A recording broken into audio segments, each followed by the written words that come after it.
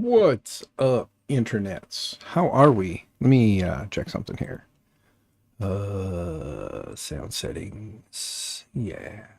And microphone is up. Okay. We're good. All right. Yep. Should be good. Anyway, what's up? Daughter had an IEP today at school, so dad got out early, came home, and decided to stream. And while I've got some motivation, let's work on an Ender 3. Maybe two of them. I don't know. Um, Probably work on the OG Ender 3 that JPP sent me. He'll be popping in chat here at some point. He's currently in the process of becoming a grandparent, so maybe we'll look at the OG Ender 3 that I had. Maybe we'll start working on that one. Probably a good idea. That way JPP can relax and be a grandparent, do some grandparenty things, you know. And yeah. And for those who don't know or haven't heard, I'm going to be a grandpa probably sometime in April, May. So pretty excited for that. The missus and I are excited to be grandparents. We're ready. I'm 45. I'm ready to be a grandparent.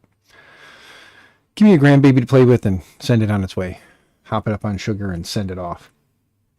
But I got something I got to check real quick.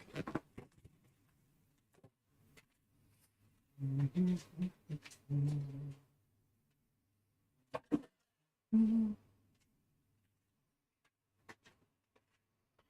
going on, Jose? Good to see you. Some of the maker making little pumpkin dudes. I did 9 of them. Did them in Polymakers, one of the Galaxy colors. It's the purple. I don't remember the exact name of it right now, but so I did a bunch of those in that. But I think we're going to grab the oh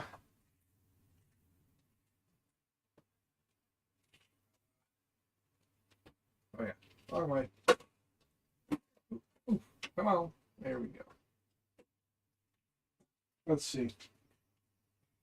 Let's grab my old factory here.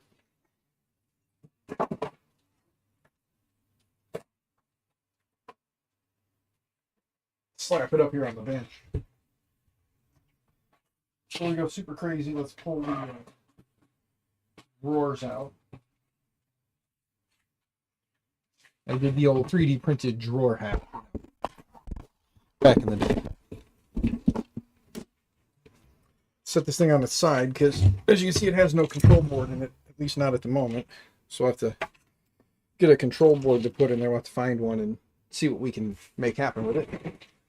There's JPP. What's going on, good sir? Nice to see you. How you doing, Grandpa to be? I'm gonna grab this old board here. We're gonna see if we can revive this board.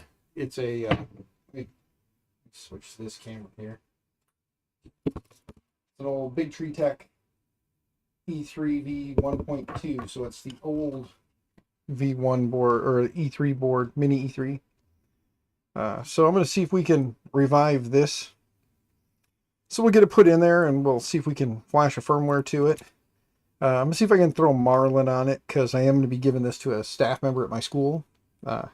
He has been asking me about a possible printer for a while, so I figured why not. So I'll make sure I've got all my jumpers and things set right on this for Ender 3, but we'll get this mounted in the printer and do that.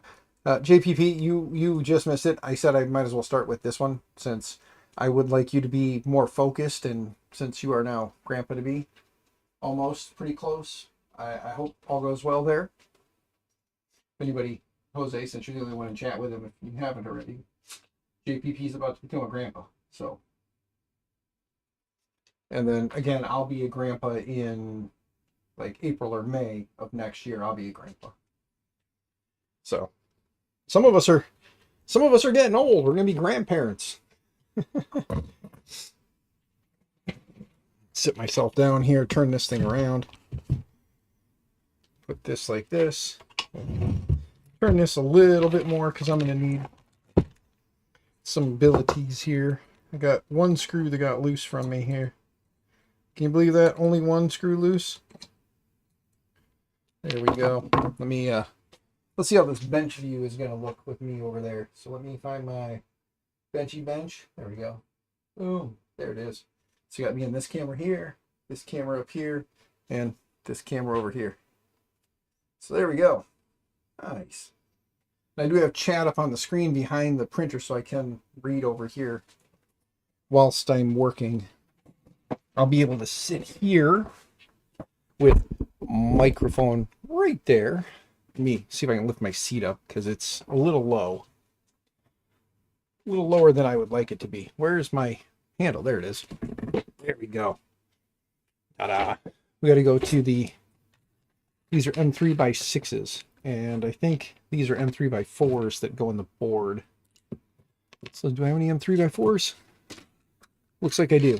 I have some M3x4s. So we'll switch the M3x6s to M3x4s. Let's get this board mounted back up in here. Plug in some wires.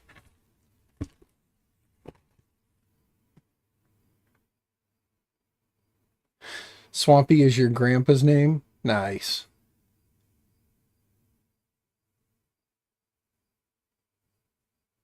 Grandpa to be in late November. Little girl. Congrats, Jose. Look at this. See, like I said, we're all becoming grandparents here, man. So thank you for supporting from one grandparent to be to grandparents to be and in the process of. Thank you. Thank you for the support. Greatly appreciated. Just JPP, remember when the grandbaby's born, man, get in there and spend time with it. Enjoy them while they're little and happy. So then they grow up and get big and ornery. Let's see. Get that kind of lined up. Get this back screw started here. There we go. Grab another one. Move on to the next spot. There we go. Like I said, I'm going to try and revive this board. I don't necessarily know that it works, but at the same time, since I'm going to hook up all the wires, I'm going to screw it in, and we're going to pray that when I download the Marlin firmware and reflash it to the board that it works. That is the hope. And then I think there was one more. Is it this one down here? Yeah. Should be that one down there at the bottom of the board. I know I can't get it in any closer. I'm sorry, guys. Yep, it's that one. Because I don't think... Oh, wait. Is there one up there? No. There's not one up in this top corner. So, there we go. All right, let's plug back in all the wires, the normal wires for right now.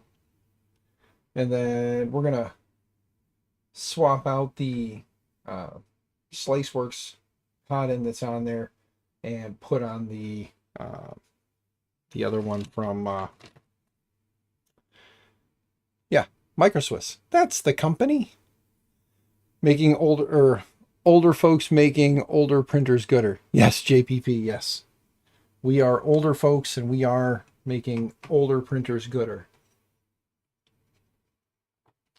Repurposing old things. That's what old people do, right? We repurpose old things. Because, you know, we grew up in the era of being frugal and not wasting stuff. So... Or at least we were less likely to waste stuff. Oh, I don't remember which one was the... I didn't look on the bottom of the board. I forgot which one is the voltage in and the voltage... or positive and negative. So, forgive me while I roll on over here to the desk so that I can bring up the screen and or the thing and look up and see BTT... Mini E3 V1.2 pin out, so I can figure out which one it is. E3 1.2. Scroll down and power. There we go. Okay. So on the power, the ground is on the outside. Fix or repurpose as much as possible versus just replace. Yes. So, according to this, let's jump over here for a minute to show you guys. So, according to this, here's where the power plug is on the board. 12 volts or 24 volts is on the inside. Ground is on the outside edge here. So, ground is on the outside, and 24 volts will be on the inside. So there we go. Fred just pulled out the Ender 3 V2 yesterday after a year of collecting dust. I figured how... Oh, forgot how fun it is to tinker with... Oh, yeah, and get real prints. Yeah, yeah. What can I say? I want to bring back, you know, like the old printers, and if I can get them functioning and then give them to people, I hope that'll be more of an incentive for them to learn more of like the old school 3D printers and maybe cherish and love them a little bit more. Plus, I want to give them to people who can't afford 3D printers and want to get into 3D printing. And if people have them laying around collecting dust and don't want to do anything with them, send them to me and I will get them working and then find them homes somewhere local to me. Unless you have someone in mind you'd like to give it to, then if you or them or together or somehow we can get the shipping figured out, then we can send them off to them. But yeah, it's kind of the goal. But right now, this is my OG Ender 3 Pro. You can tell it's the Pro because of the 4040 extrusion on the Y there. JPP sent over a Ender 3, the standard Ender 3 with the 2040 extrusion on the Y. And that'll be the next one we kind of tackle. We'll see how far we get with this one today. And if we get it pushing plastics today, great. Right now, I want to get the board put in. I want to get all the stuff connected and hooked up. And kind of go from there. So I'm going to steal my mouse and bring it back over here with me so that I can bring stuff up on the screen and see it over here on this screen behind me. Let me turn that down. There we go. Okay. Put the mouse there. Grab this guy here. And I'm actually going to bring chat back up now since I know what I'm doing here. Okay. So again, ground is on the outside. Turn that a little bit more. There we go. Getting harder. Get the mindset. These are things.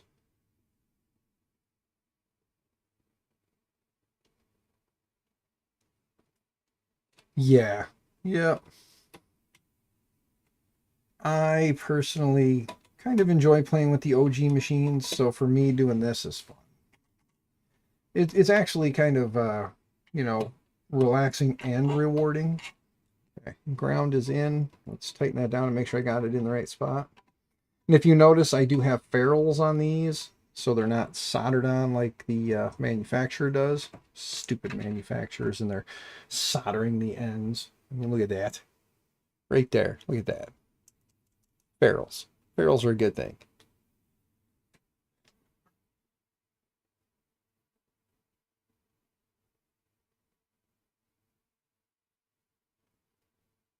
Just skipping the extruder, not feeding consistently, so shouldn't be much to fix that one on stream. Yeah, we'll just swap out for the Micro Swiss direct drive, good sir.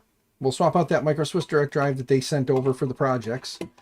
So we'll get that installed in there. And then I will get it up and printing. For those who are following along or have been following along in the chats, JPP and I, he sent the Ender 3, the OG Ender 3, over with me from Rocky Mountain, actually. So it's been a while. It's been here. But he sent it with me for the project. And he wanted me, it's a collab between the two of us. And originally we had talked about doing a bunch of different things with it. And then it would be, you know, kind of a cool little giveaway for his channel. I would do some rehab work on it and get it back to him. And then he would finish up some upgrades that he wanted to do on it. And then give that to someone, give it away to someone. He kind of got the bug about the printer rehab project. He was speaking with someone in education down near him, and has since decided we're going to leave it as stock as we can, but do some necessary upgrades. And then he is going to give that to that person in education that's down near him that could definitely use it, since he sees me giving a lot of my printers to educators, teachers, and they're using them for I call it non-traditional educational uses. So they're not using it for in a class where 3D printing would be the thing. It's being used for several of my teachers are using it for incentive programs. So they're using it to get the kids to focus. So there we go. It's actually kind of funny because as I'm looking at this, I may leave this SliceWorks hot end on here because I kind of forgot that the SliceWorks hot end, it's the entire wire harness that they sent with it too. So I may leave the SliceWorks one on there. We'll get it fired up and we'll see how the SliceWorks one is printing. And then if it's printing nice and it looks good and it's working good, then we will kind of go from there. You blame me, I'm a bad influence. I'll take it. In this instance, I will take it. I will say, yes, I am the bad influence. Oh, that's right. I got the probe on there too. I forgot. So we're gonna have to make sure we set up the Z properly because we are using a probe. We got the probe on it. Let's get some of these wires all sorted out here so that everything kind of flows together and makes sense. Oh, dang it. That's right. I stole that switch off of there. I'll have to look around and see if I have a switch floating around somewhere. Dadgummit. Forgot I took the end stop switch off of this. I could probably find something else to steal an end stop switch from if need be, or we can just enable sensorless too. AZ Cowboy 1, what's up, AZ? How you doing? Hope you're doing well. Yeah, blast from the past, an old Ender 3. This is the Ender 3 Pro, the OG Ender 3 Pro. Again, you can tell because of the 20 or the 4040 instead of the 2040 that or the 2040 that comes on the stock Ender 3s or the standard Ender 3 from back in the day. You know. Have you tried the cheap unrepaired ones off eBay for like 40 to 60 bucks? I was thinking about buying a few of them, fixing them up to give away. Fred, that's kind of where I'm at with this. Let me take a minute to kind of come over here because I'm seeing some new faces. So since I'm seeing some new faces, and you may have come into the channel before, and I do apologize if you've been here before and I'm forgetting that you've been here before, please don't be upset with me. The last few months or so have been very much a blur. There's been a lot going on in my personal life. So we'll just skim past that real quick and just get to the... So here's kind of where I'm at. The 3D printing rehab project is something that's near and dear to my heart because it just was one of those, I want to be able to give back to the community. The community's been great. The community's amazing. The people are wonderful. And I want to be able to give back to the community, and not the community that is in 3D printing, but the wanting to be in 3D printing and cannot financially get there. Off axis with the 149 Canadian. Thank you, brother, for the mustache. That's awesome. But, no, the people that want to get into 3D printing, that want to be a part of the community or are a part of the community and come to the streams and hang out, but they just can't afford to get into the hobby. That's who I want to help. That's who I want to help get into 3D printing by getting machines, getting filament to them. We've got, boom, filament right back here. It's a bunch of Polymaker, Polylite.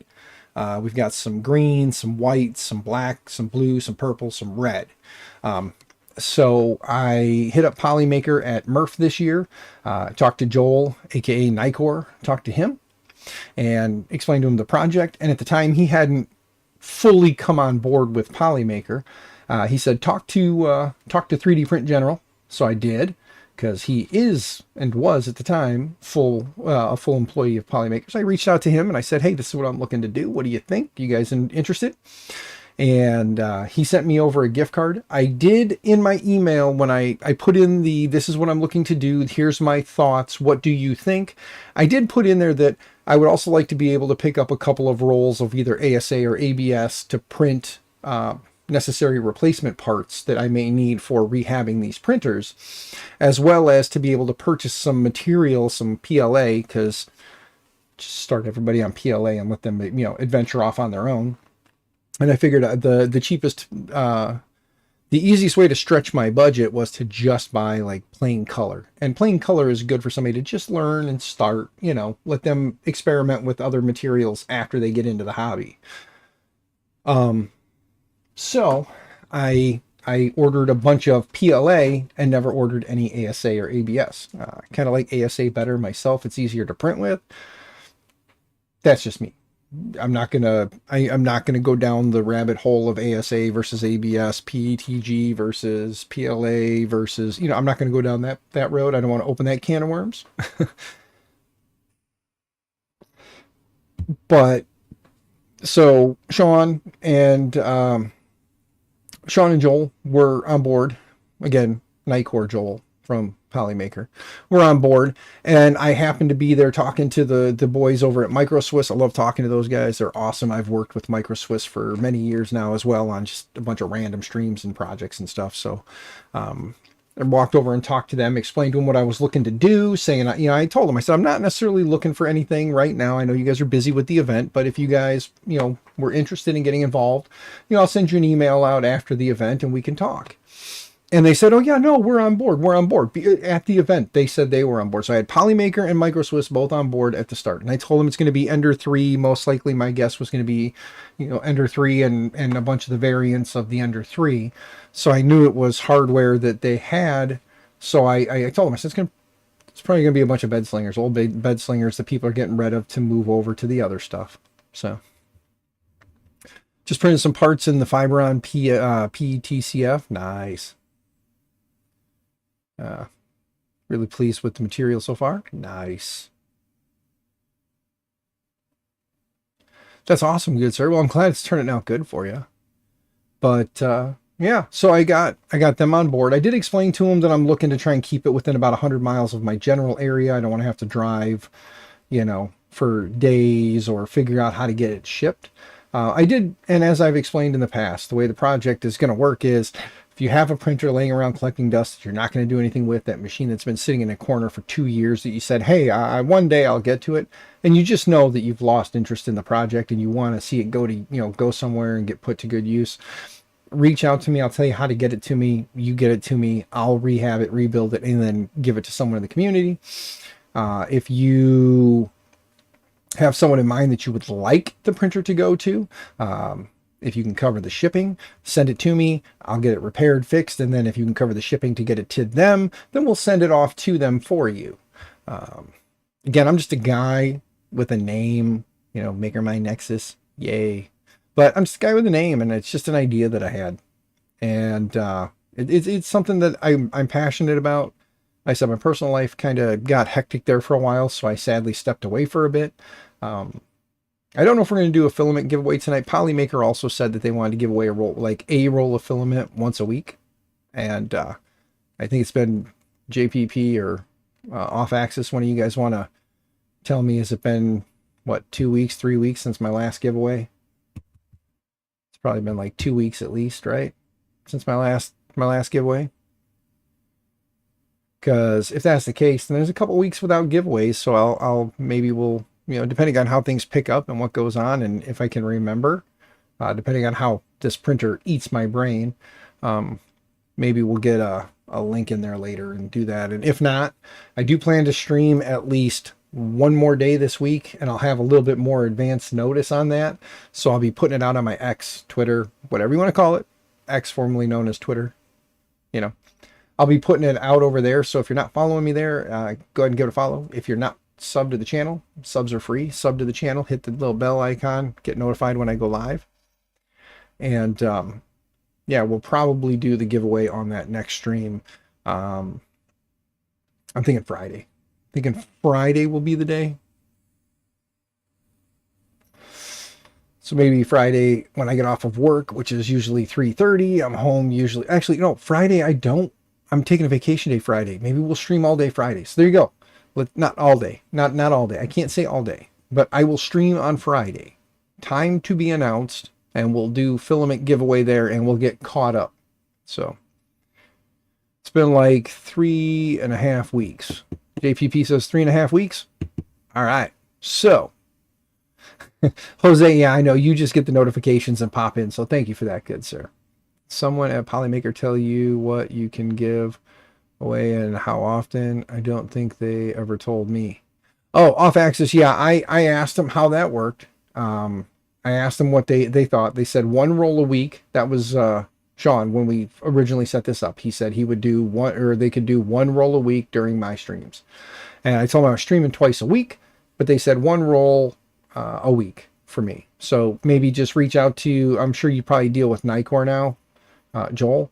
Maybe reach out to him and just ask and be like, hey, are you good with every time I stream I give away a roll, or would you prefer I keep it to like one a week? The puppies just come running in. Can you guys hear them over there growling? Now they're gone. Back out the door.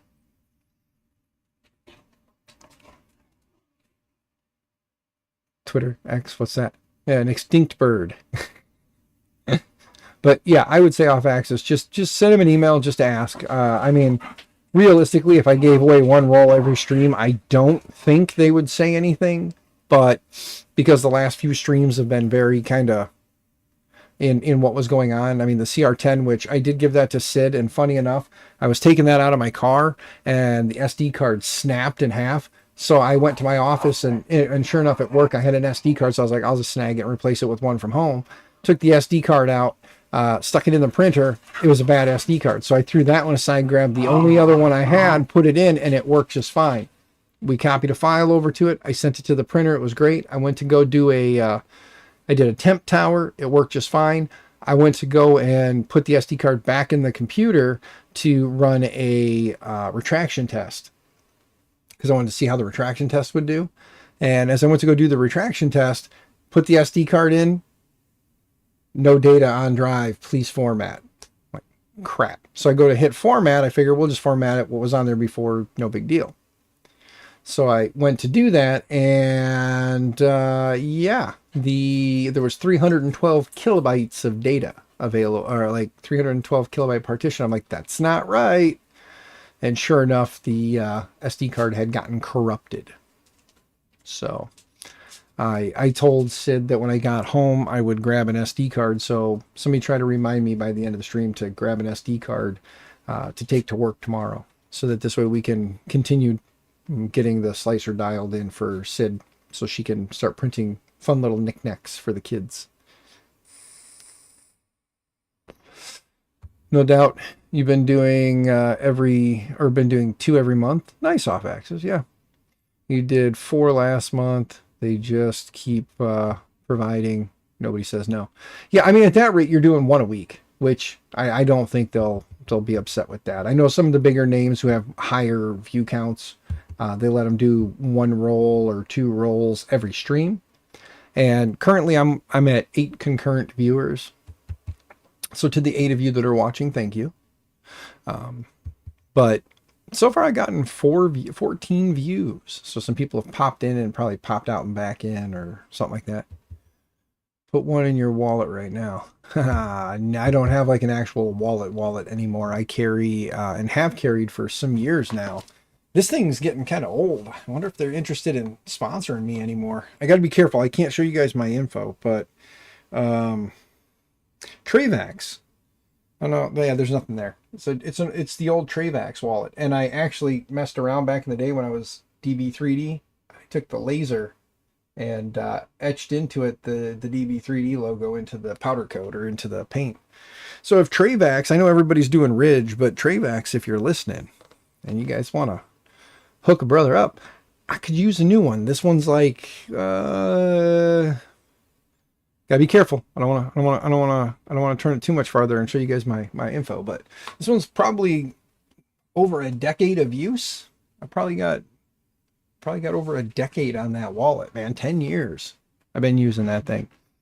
So I like it. Minimalist wallets are nice because I don't have a big lump in my back pocket anymore. I'm not winding up with all the, I mean, I still got back pain, but that's just because I'm old, you know, I'm a grandpa now.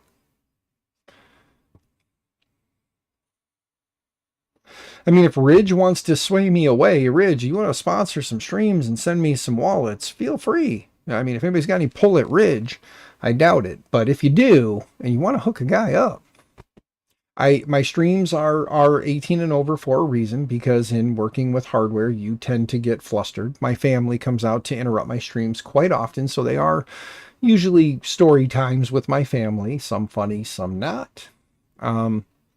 And the stories tend to go all over the place. So please, if you want a 18 and over channel, I prefer my audience to be 18 and over. If you're under 18 and you're here, I don't know why. I mean, I do know why, because you're interested in, 3D printing and stuff like that. So I get it. But Anyway, let me jump back to the bench cam here. Oh, one of my buddies just hopped into World of Warcraft because that's what I've been kind of doing on the side when I get overwhelmed. I've been playing World of Warcraft again because I'm old. And I've been playing World of Warcraft since I believe it was '07. It was the year before the first expansion was released, Burning Crusades. Yeah, it was the year before Burning Crusades is when I started playing. Got up to level 60 just before Burning Crusades came out, and then was in line with a couple of my buddies at the mall at GameStop, got the Burning Crusades expansion pack, and was installing it on my laptop because I didn't have a gaming computer at the time. I was playing it on a laptop and was installing it in the car on the way home. I had a power inverter. I had my laptop with me and it was on CD. So I had the laptop plugged in. I fired up the car. I stuck the disc in. I started the install. And by the time I got home, it was installed. I connected to the server, stayed up and played like all night long.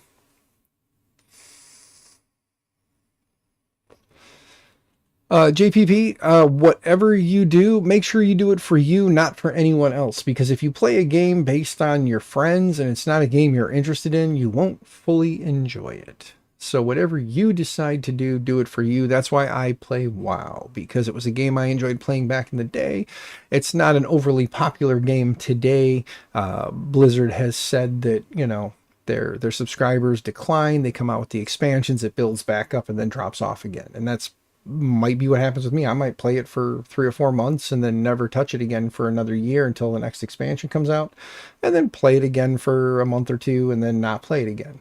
That is a bad habit I have, but I play the game for myself, and when I get into the game, one of my characters is in a guild, but I don't actually do anything with the guild, and the fact that they kept me and didn't kick me out was pretty much a shock because it's been over a year since I had played. Thought for sure they would have kicked me out of the guild. I don't really join up with guilds. I just kind of run around and do things. And if I happen to be on and a friend of mine is playing and they're like, hey, we're going to run this dungeon, you want to come with? If I know I've got 2 to 3 to 4 to 5, 6 hours to play, and they're willing to hold my hand through this stuff because I'm not really big into the raids and dungeons and stuff like that. I'm more of a run around, do the quests, do some dailies, and just kind of play that way. And then it loses interest and I don't play for a year. So going back to the original EverQuest and custom servers. Nice. I had thought about that. I had thought about building a, with some of the hardware I have available to me. I was thinking about taking and slapping up there in my network rack above me, which, let me see here. Let's go to this view. You can barely see it right there. My little network rack right there. I had thought about slapping a computer in there, and then once I put it in there, I just run my own like OG World of Warcraft server, like whatever it can run, and then just having my own private World of Warcraft server, and just if any of if random friends and family want to play, and they don't necessarily want to pay, I can always open it up for them to play on. But realistically, just more for myself, just to be able to run around the world and do stuff. I don't necessarily need to interact with people. NPCs and quests are fine with me. So, and then I can also run around as like God mode and just like one hit crit everybody all the way through, and basically have some fun if I really want to. And when I don't want to, I can crank my level down to normal play and just run through it in normal. So I have thought about that, about taking a old computer that still has enough oomph to run a custom World of Warcraft server. Maybe that'll be something we do on here. I mean, this is MakerMind Nexus, and makers do all kinds of weird things. So maybe I'll do that. Off Axis, what's going on, brother? Good to see you as yourself again. GM Powers, yes, sir. Anyway, let's get back over to the printer and continue connecting wires and hooking things up. I'll try to tell you what wires I'm hooking up as I go. If I forget, I'm sorry. I am forgetful. Sometimes my ADHD has me talking and not paying attention to telling you what I'm doing. So I will try try to remember to tell you what is going on where. Like right now, here's the build plate. You get the build plate area hooked up. HB heat bed. So these two are the heat bed. So that must mean that these two are the hot end, and then this is a fan. And then that's a fan. Wait, no, that's a fan, that's a fan. So really there's two fans here, another fan here, which is weird. Oh wait, hot end here, bed here, fan here. That's right. So hot end, bed, fan. And then X, Y, Z, and extruder. Here's the NeoPixels, TFT display settings, PT, DET, servo, probe, and I forget what that one is off the top of my head. I can't read it. But then we've got our thermistors for heat bed and extruder, and then our end stops for Z, Y, X. So there you go. And as for the probe portion of it, we hook it up so that this guy gets 5 volts for the probe, and then this is our end stop. We'll plug this into the end stop. So since we know where that'll go, we'll get there. But first, let's get the build plate hooked up. Let's kind of pull all of these wires in a way that make it all make sense, right? All this stuff is down here. Tuck it all up through. And then I got to try and find the cover for this, because I just realized I don't remember where the heck I set the cover. It is floating around here somewhere. I'll be snooping for it at some point.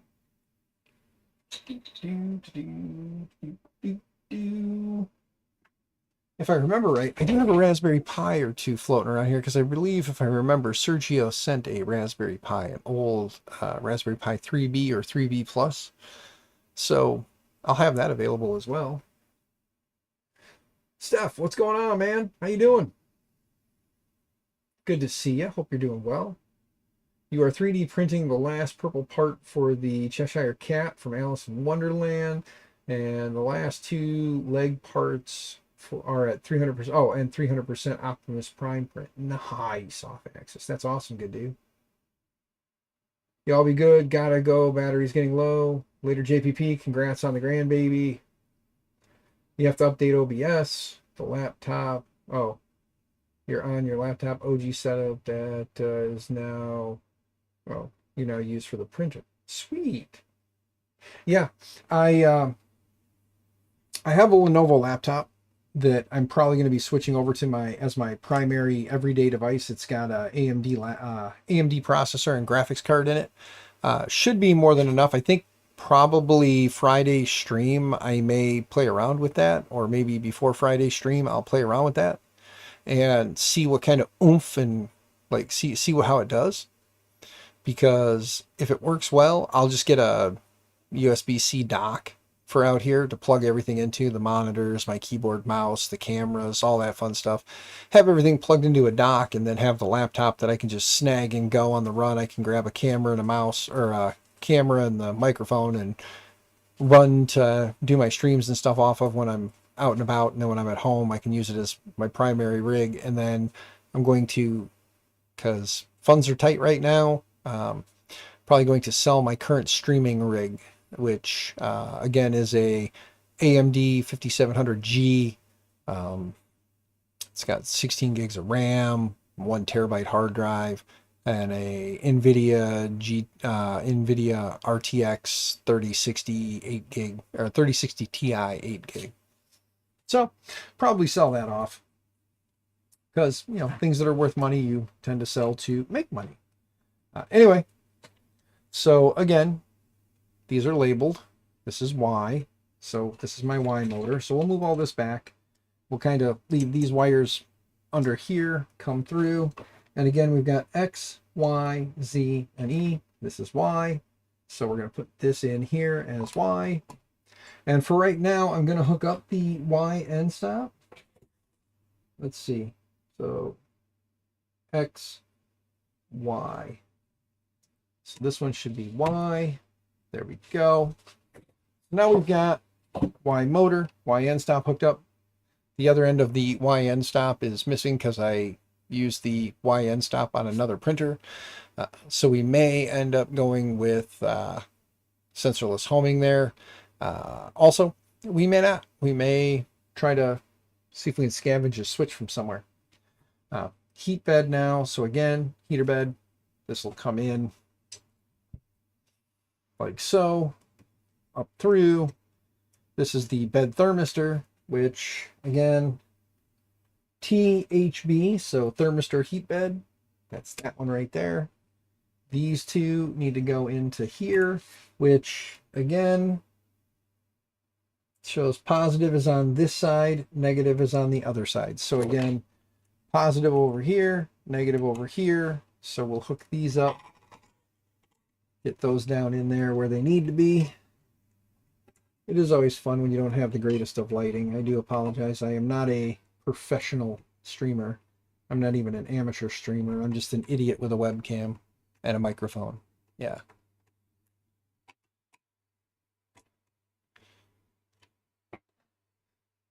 Connecting the motors are...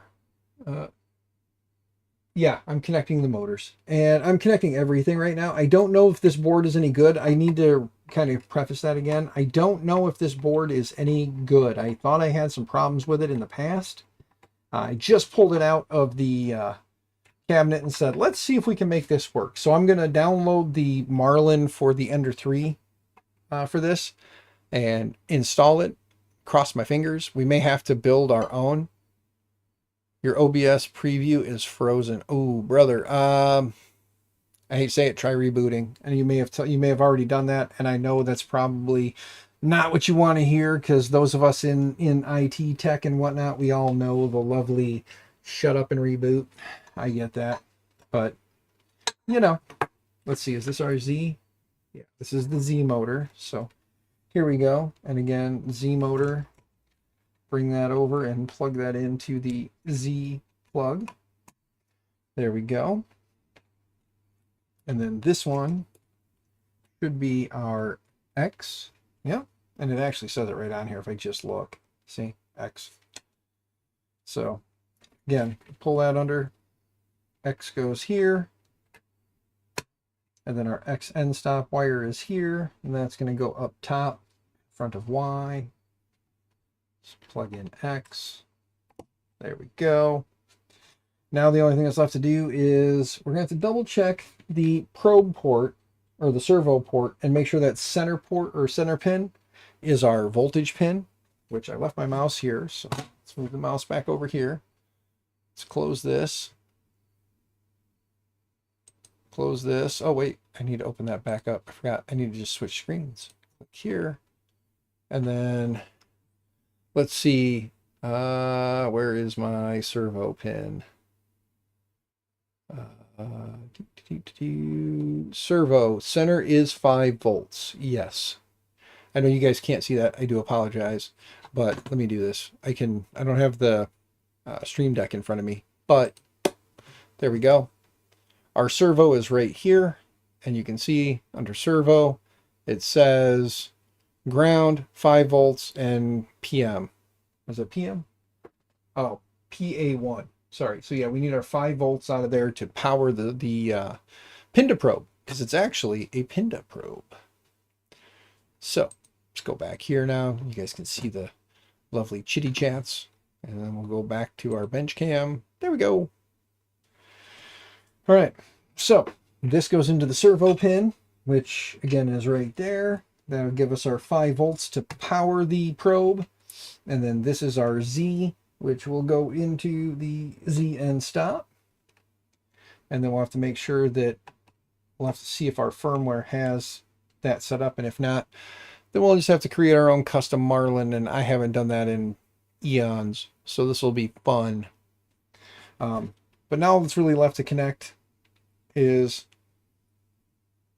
all of our extruder and hot end and all that fun stuff. So our extruder end stop, this is interesting because we have E for the motor. So let's hook up our extruder motor, which is going to go in our last available motor slot down here.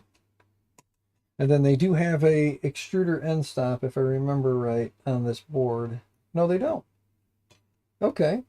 So, because there's a filament runout sensor on that, and I know that we can repurpose other pins on the board for that. Or is this the let's see. Which one is my, these are the fans. And then we have fans, and then we have thermistor. That's fan 1. This will be the other fan. They are wired up to be plugged in properly. So one is meant to drop in the pins, the other one is meant to plug into the board. So fan 1, we'll plug that one in here and we'll adjust accordingly as needed for the fan plugs. And then this one goes in.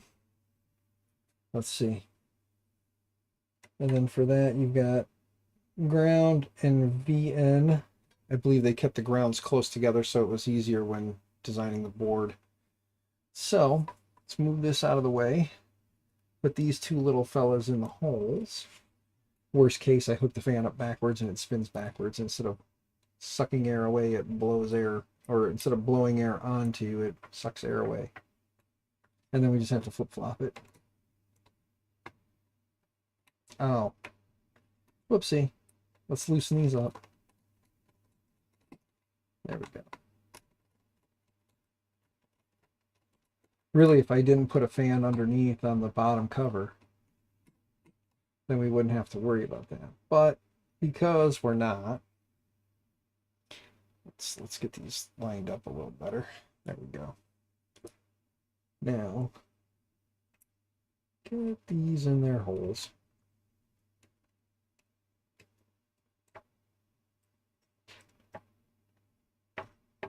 All right, let's get ground in there first. And give ourselves a little more room to work with here too. Okay.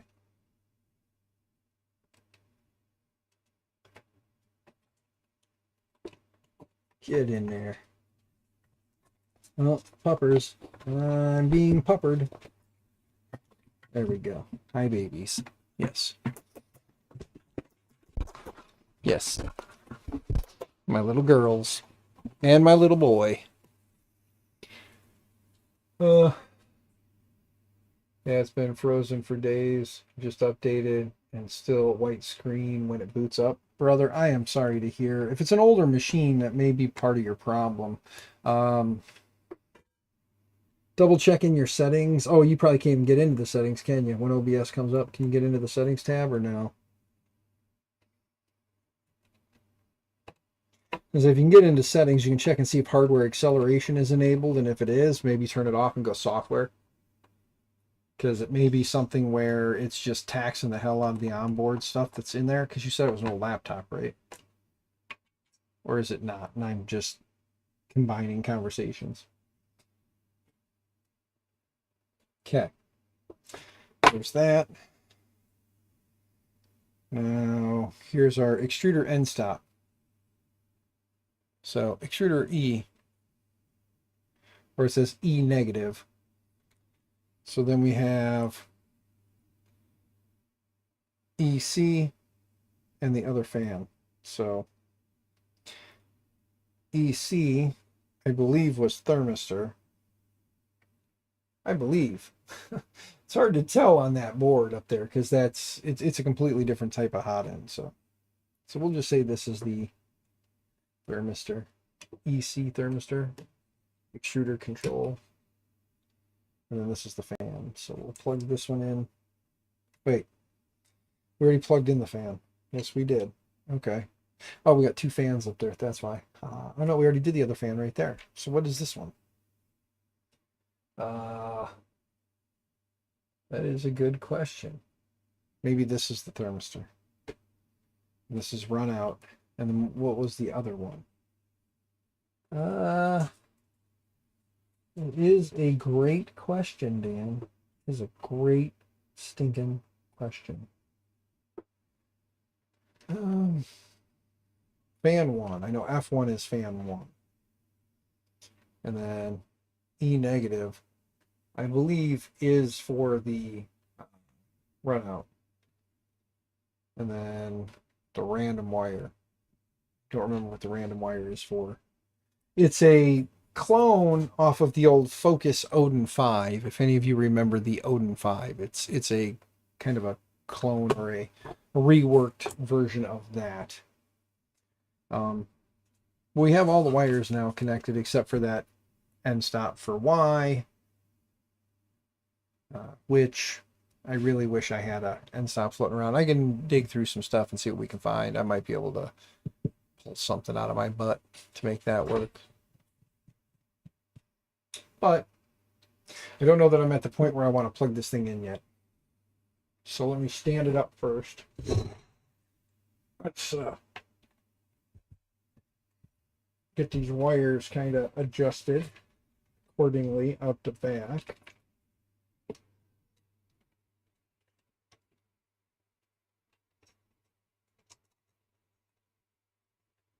I have to dig out the cover. I just want to push these wires out the back for now so they're not really in any way. Since I don't have a couple wires hooked up, I want to plug it in anyway. I said I didn't, but I do. Let's plug it in, and it's powered off at the moment. Let's just power it on and see what happens when we power it on. Oh, I don't have a screen hooked up to this either. Yeah, there's that. If I'm going to go Marlin, I need a screen to control it.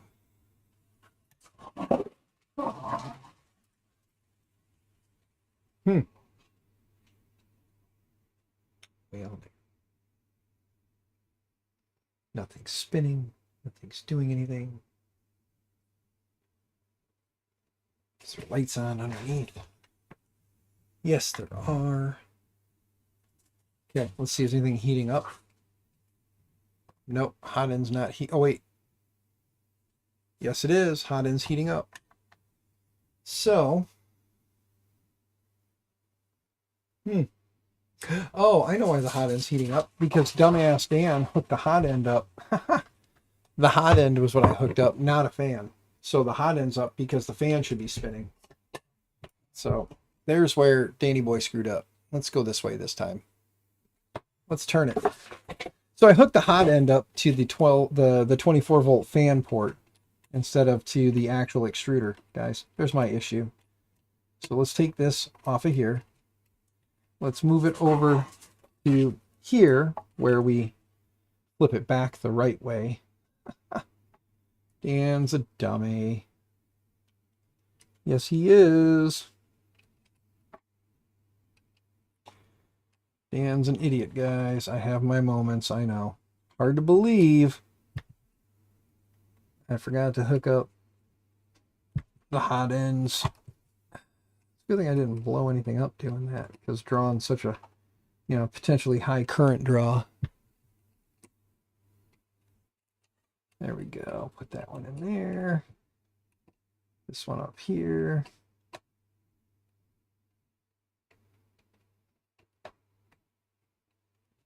Okay, yep, I hook those up according to the diagram, even though they are unimportant. Connected. There we go. Okay. So now we got those hooked up the way they're supposed to be, and that's hooked up to a fan plug. Let's look here. This one's the other fan. So we'll hook this one up to the other fan port. So now it makes more sense. We'll plug this one into the other fan plug on the board. And then this one would be our end stop. Our E end stop. It's E negative. Now you guys can't really see that. Let's turn that there. See, E negative, E end stop. So that's the only wire that's left now. So now that everything is properly wired up, take all this, kind of go like this. Now when we turn this on, it shouldn't do that. And then I'll have to find a screen and a cable, and we'll have to hook up an OG screen to it. And that way we'll be able to at least see and maybe tell it to move some motors around and make sure they're moving in the right direction. If the firmware is even correct, it may have Marlin half-ass installed on it. So it, or not Marlin, clipper may already be half-ass installed on that board, so it may not work. And as much as I want to install clipper on it, I don't want to have to, you know, go down that rabbit hole when I can just say, oh, puppies are fighting. Oops. Yep. The right fan is spinning. So I did, oddly enough,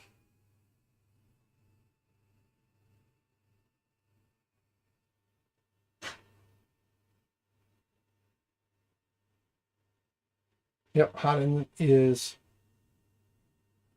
still warm from earlier.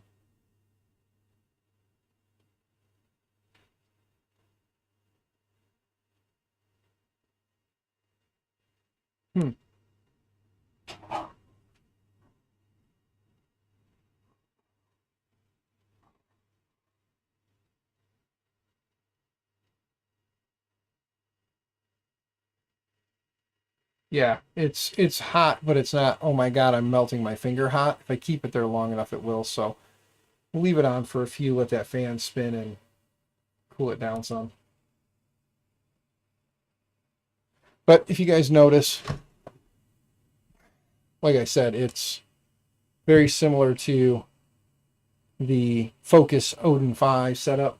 And then back here is a Pinda probe that I kind of, I designed this cover to fit over it to hold a Pinda probe.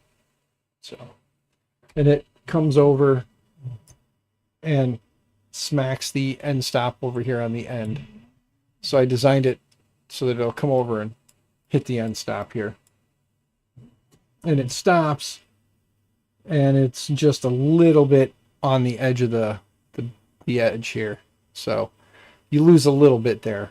And that was about as close as I could get it. And I tried, or I thought about trying to line it up so that it was dead even with the hot end nozzle down here. But then the cord and everything would be right in front of the fan. So that kind of tucked it back. So it was behind the fan, so this is open.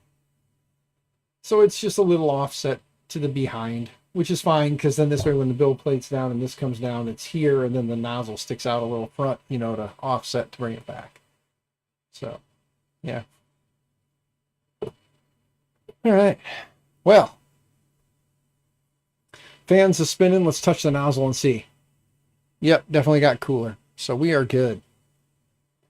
However, I don't have a screen on it. So now I've got to figure out where I might have a screen hiding. And I think, yes, I did. I found the bottom cover.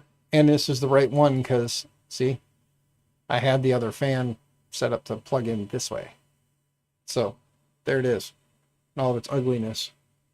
This actually has a Big Tree Tech fan in it out of a Huracan. But it's the Big Tree Tech Huracan fan that I had because my fan blew up. And I just happen to have a bunch of parts from an old Huracan that I threw the fan in there. Ooh, wait a minute. I think I got a screen here. I don't know how well it's going to work, but I have a screen. And now I need to find a cable for said screen. Need to find a cable screen. Do I have a cable screen floating around on top of this pile of crap back here? Or under here? Get off Daddy's ear. Stop trying to eat my ear. Be a good puppy. The joys of puppies. They like to eat everything, including your ear.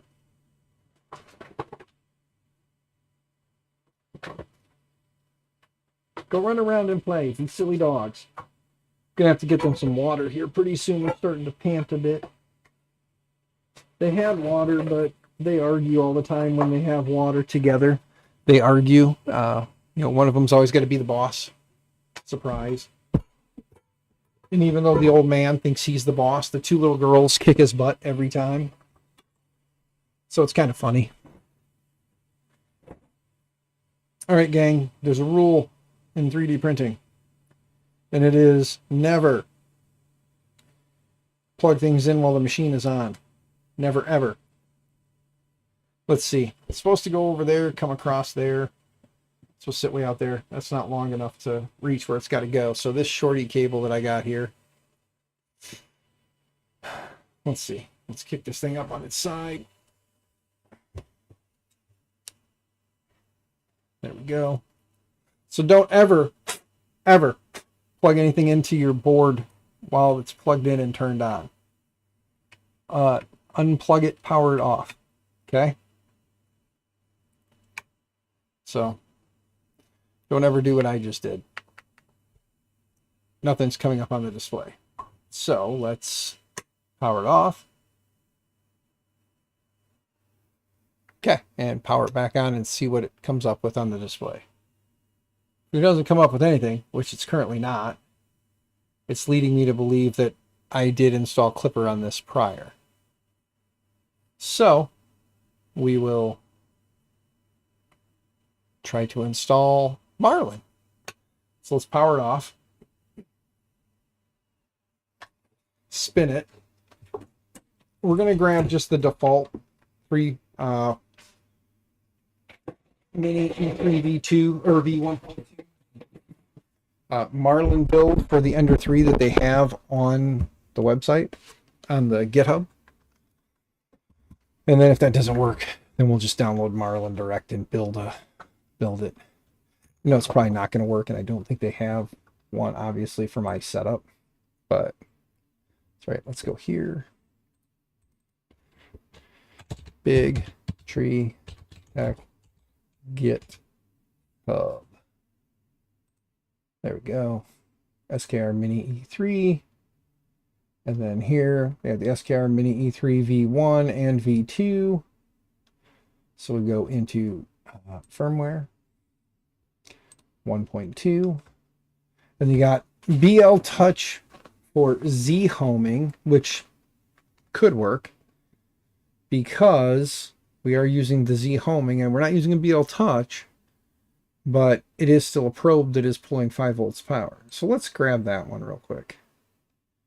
Click here, click raw, download the bin file right to the desktop, save it. Now let's find an SD card that we can use. Let's see, here's a 32 gig SanDisk. Plug it into the computer. This.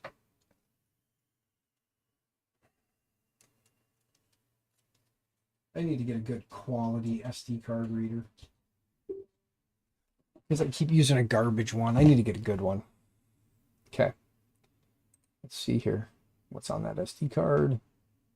USB-G. Empty. All right. Well, let's go to the desktop. Scroll down and find the firmware. Grab it. Copy it. Oops. Copy. Let's go down to G. Right-click. Paste. Right-click. Rename. Actually, just click. And then click one more time slowly. I'm going to name it firmware.bin. Hit enter. Okay. Now let's eject this. And I know I'm going to have to build my own now that I'm thinking about it. So this is really all for Nye. And we're just testing the board. Yes, I said Nye. I was being silly. Let's come back over here now. Tap there. Wait this more this way so you guys can kind of see the screen more than anything. So see if it'll work. Jump back here. Go back to that camera. There we go.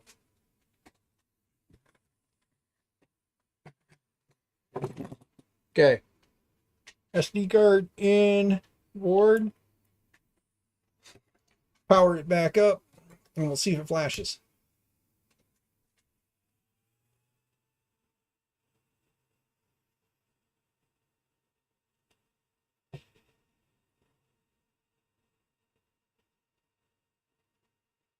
Hey, it worked. The board is good. So now we can build our own custom firmware. There's Marlin. Okay, look at that. It is reading 33 on the hot end, 23 there. So we did get our thermistors correct. Ender 3 ready. Let's go into the menu. There's that loud, annoying like thing. Let's hit home X. Yeah, we can home X. It's moving in the right direction.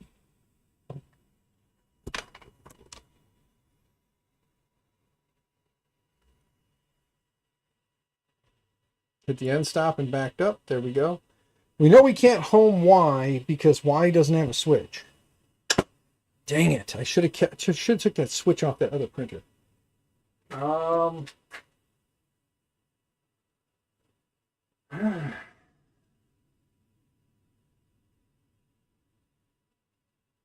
don't have anything that uses Creality style end stops with the little PCB board on it. And we'll have to create a custom that'll have some kind of a sensorless. So I'll have to figure that out. Chat's been pretty quiet. You guys still here? Am I missing chat? Let me look and see if I just missed chat. Nope. Chat's been pretty quiet. Sorry, guys. But at least now that we've homed X, we should be able to move X. Whoops. Move axis. Move X. 10 millimeters. Look at that. Moving X 10 millimeters at a time and it's going. Go back to 0. Hits the switch and stops. So at least that part's right. Let's go back. Go back up under motion. Go back to main. Let's go to temp real quick. Let's turn the nozzle temp up to 146 is good. Let's turn the bed up to, whoa. Let's just turn the bed up to like 48's fine. Let's go back, and let's see if the screen starts moving. Hot end's going up. I know you guys can't really tell.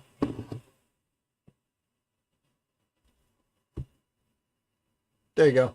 See, hot end's climbing. Bed's climbing. So there we go. The thermistors are hooked up correctly. Let's see. Yep. The bed is getting warm. The nozzle is...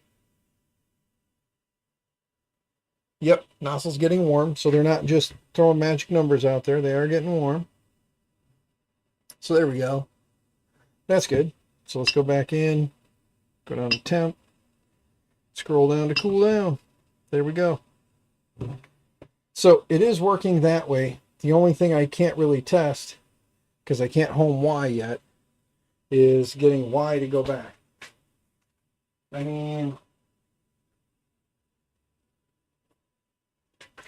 for the sake of this, I could steal the one off of JPP's and mount it up real quick just to test it. JPP took off. Mitch, good to see you, brother. Hope you're doing well.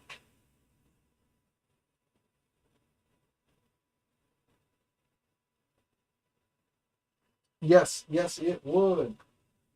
Shrimp Father, Martine.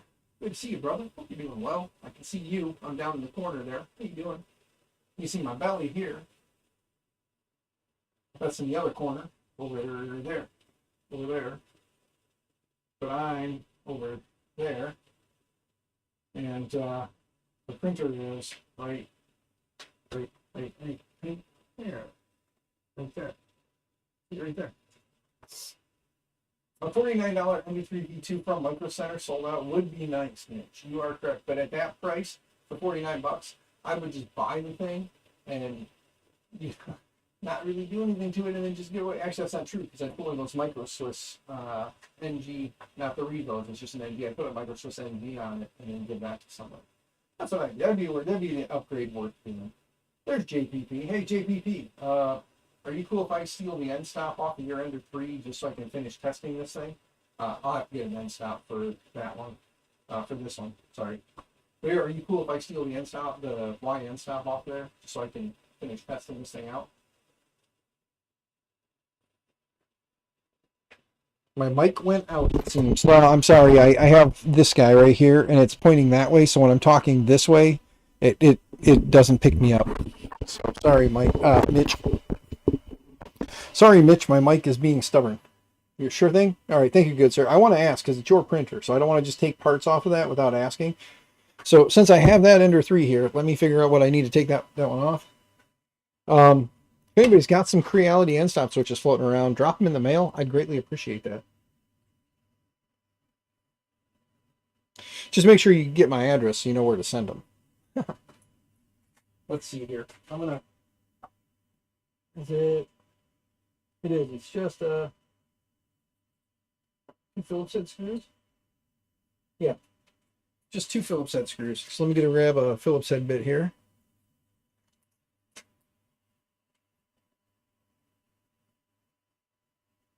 You, Mitch. Yeah, my Mitch is being stubborn too. Oh, it's good to see you, Mitch. Miss you, man.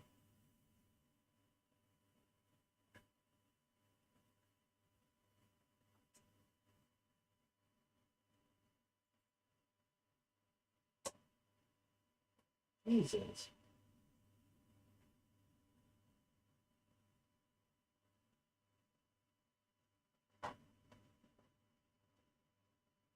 You know what? It goes back. Actually, no.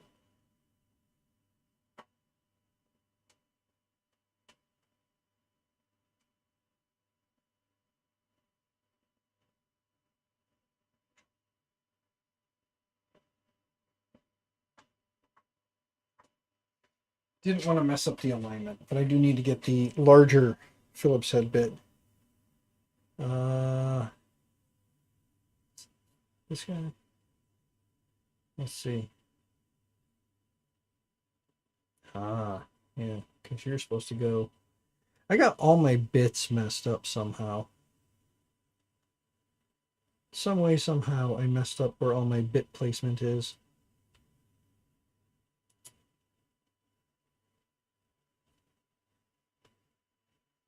Ah. So these two need to go this way somewhere. I'm going to have to kind of go through this and reorganize it because I got it messed up some.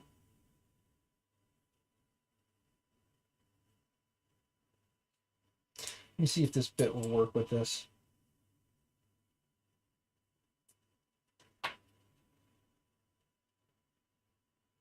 No. Okay. No, I had another like actual Phillips head screwdriver with a different type of bit on the end. We'll make this work, I think. Still waiting. Had to go out to the car and charge your phone for a bit. Nice. Mitch, just so you know, JPP is about to be a grandpa. He's at the hospital waiting for his daughter to give them their grandbaby. Got to reorganize your bits once or twice a year. Yeah, I mean, yeah, you know I do. You can hear me talking about it.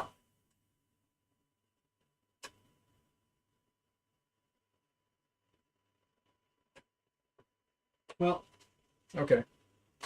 I don't necessarily want to fight that fight for very long. We're gonna just switch over and steal the whole damn thing off this printer. All right.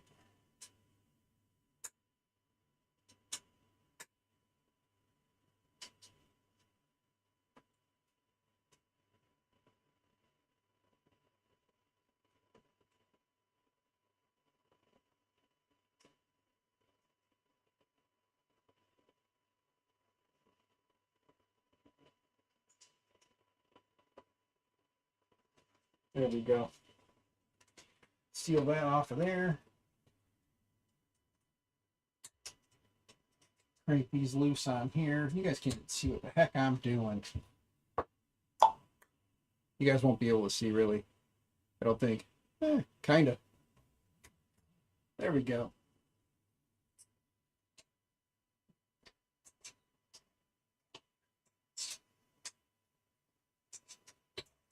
Because when I stole the Switch, I legitimately stole the Switch. And looking at this, I'm realizing that, yeah, they didn't. Okay. Well, I guess for the sake of ease, we'll just do this. There we go. Ooh, that is a tight one.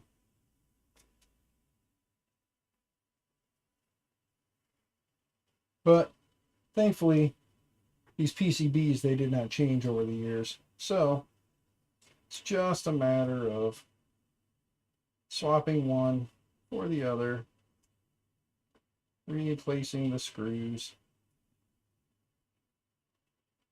and then putting this one back in place.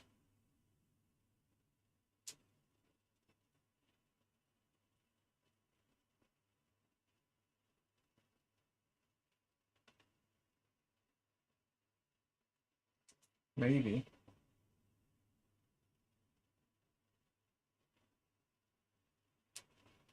Let's loosen this a little bit.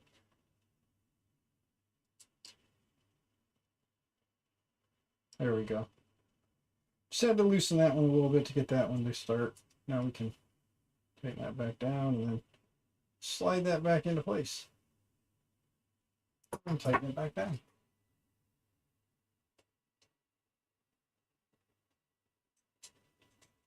Okay.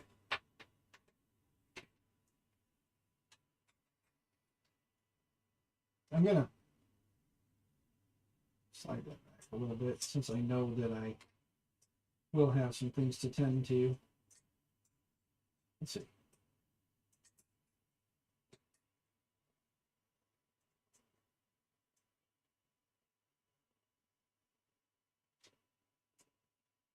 Just want to test it. I got a fab. Good to see you. Been a while. Hope you're doing well. Sorry I spaced out there. I'm trying to get a end stop switch on this Ender 3 here. I stole one off of the printer that Just Push Print sent me for the rehab project. We're just borrowing it for right now. I'm going to have to order some more off of Amazon. Unless somebody's got some floating around and they want to send them my way, feel free to hit me up. I'll tell you where to send them. So if you got some end stop switches for an Ender 3, I can tell you where to send them. There we go. Now let's get this plugged in. Okay.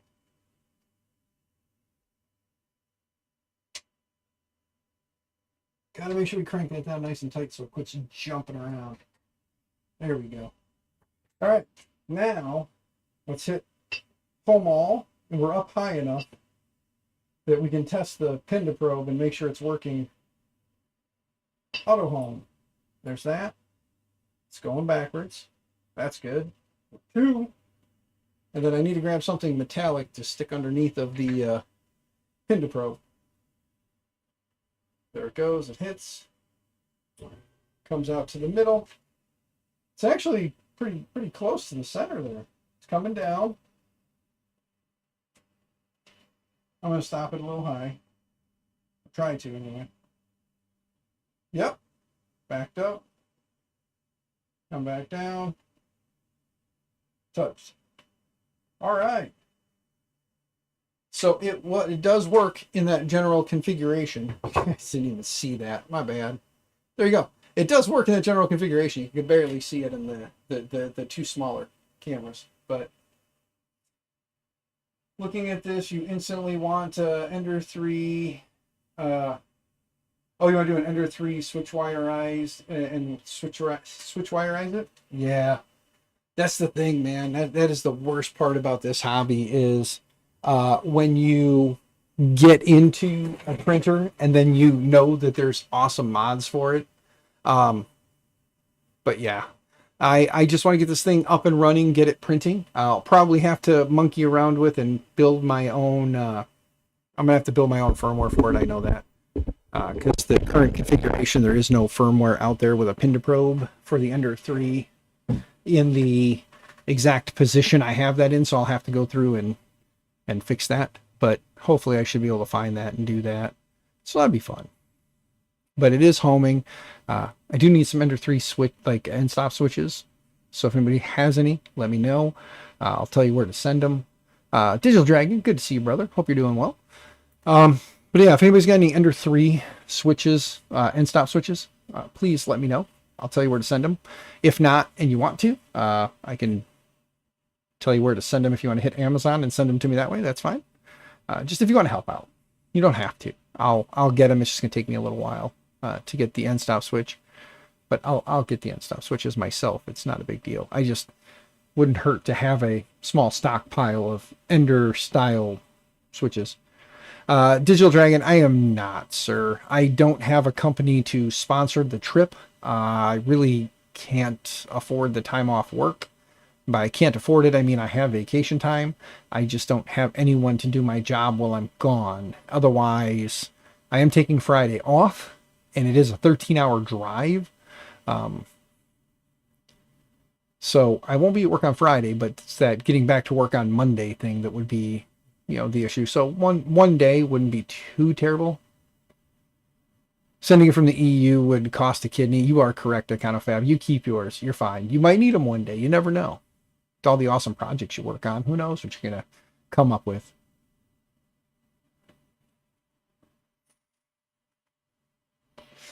But yeah, Digital Dragon, I would love to, but ideally, or I mean, realistically, what would happen is I would have to drive out Friday, hang out with everybody Friday night, get zero sleep really, and then spend all day Saturday there, and then drive home Sunday, like all day drive through, get home. I don't have one, the gas, B, I don't have any money. So I don't really have the gas or money to make that monster road trip. I would love to. All right, y'all gotta go again. All right, JPP, good luck, man. Hopefully you're a grandpa next time I talk to you. So hopefully grandpa is official when I talk to you next. In case any of you guys missed that, JPP's daughter is currently at the hospital in labor and is probably going to give birth anytime now. So he could go back inside and find out that he's a grandpa. So just keep that in mind. JPP is a grandpa. I'll be a grandpa. For those who don't know, I'll be a grandpa in April or May, somewhere in there. We don't know the official date yet. Her next doctor's appointment, we'll find that out, I hope. They'll put everything, make everything official, you know. Not sure if you can dig through things before Printo. No, dude, Digital Dragon, not a big dude. I can't even speak. I apologize. Not a big deal, dude. If I was coming to 3D Printopia, I would just grab them from you, but I'm not. I'm sorry. Like I said, just can't afford it. Ideally, what I would have loved, and I'll tell you guys, my thoughts in my head were that at every 3D printing convention here stateside, I would have loved to have been sponsored by the events, the venues, have them pay to get me there, pay to get me home, put me up while I'm there, and do this at the events. Basically, somebody walks up to the table, sets a printer down, and the manufacturers have parts around that I can get and rebuild those printers and then give those printers away at the event. So basically just spend my 3 days, 2 days, 3 days at the event, just building printers and giving them to the community. Build a printer, test the printer, give it to the community. Build a printer, test a printer, give it to the community. And I would want it to be some quality stuff for you. Having bench stock. All right, I will do Digital Dragon. I'll hit you up. I'll hit you up after this. I'll hit you up. Got to go. Sitting in a meeting. Hey, brother, get your meeting done. I'm hoping to have a great conversation with you guys about some possible life changes, life events. Maybe a good thing, maybe a bad thing. I don't really know, but it'll be a thing.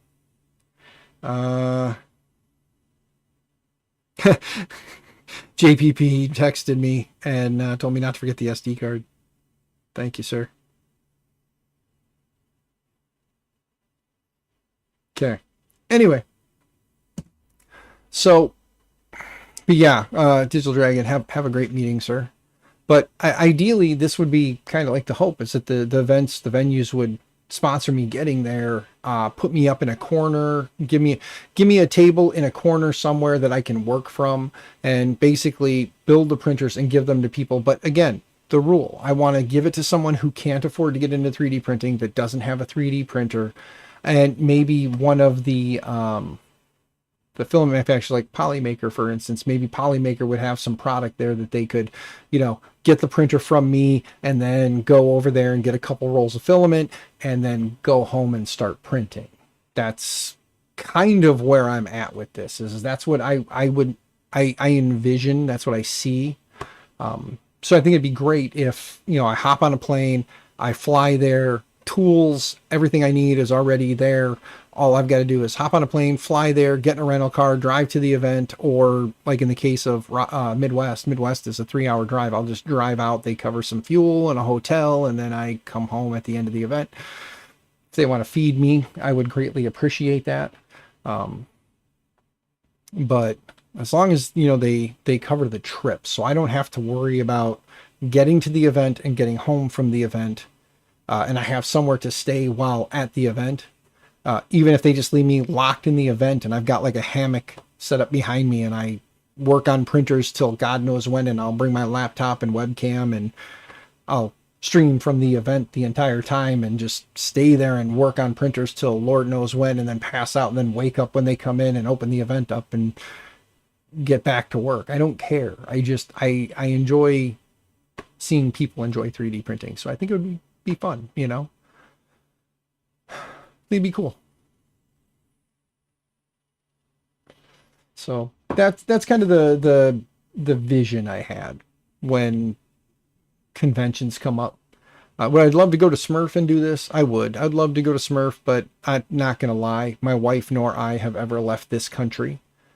I would want to bring her. That would be kind of I would want to go to the event, work on these things at the event, and then afterwards be able to take my wife and do a little sightseeing, see stuff that we've never seen and would never get an opportunity to see again, I'm sure.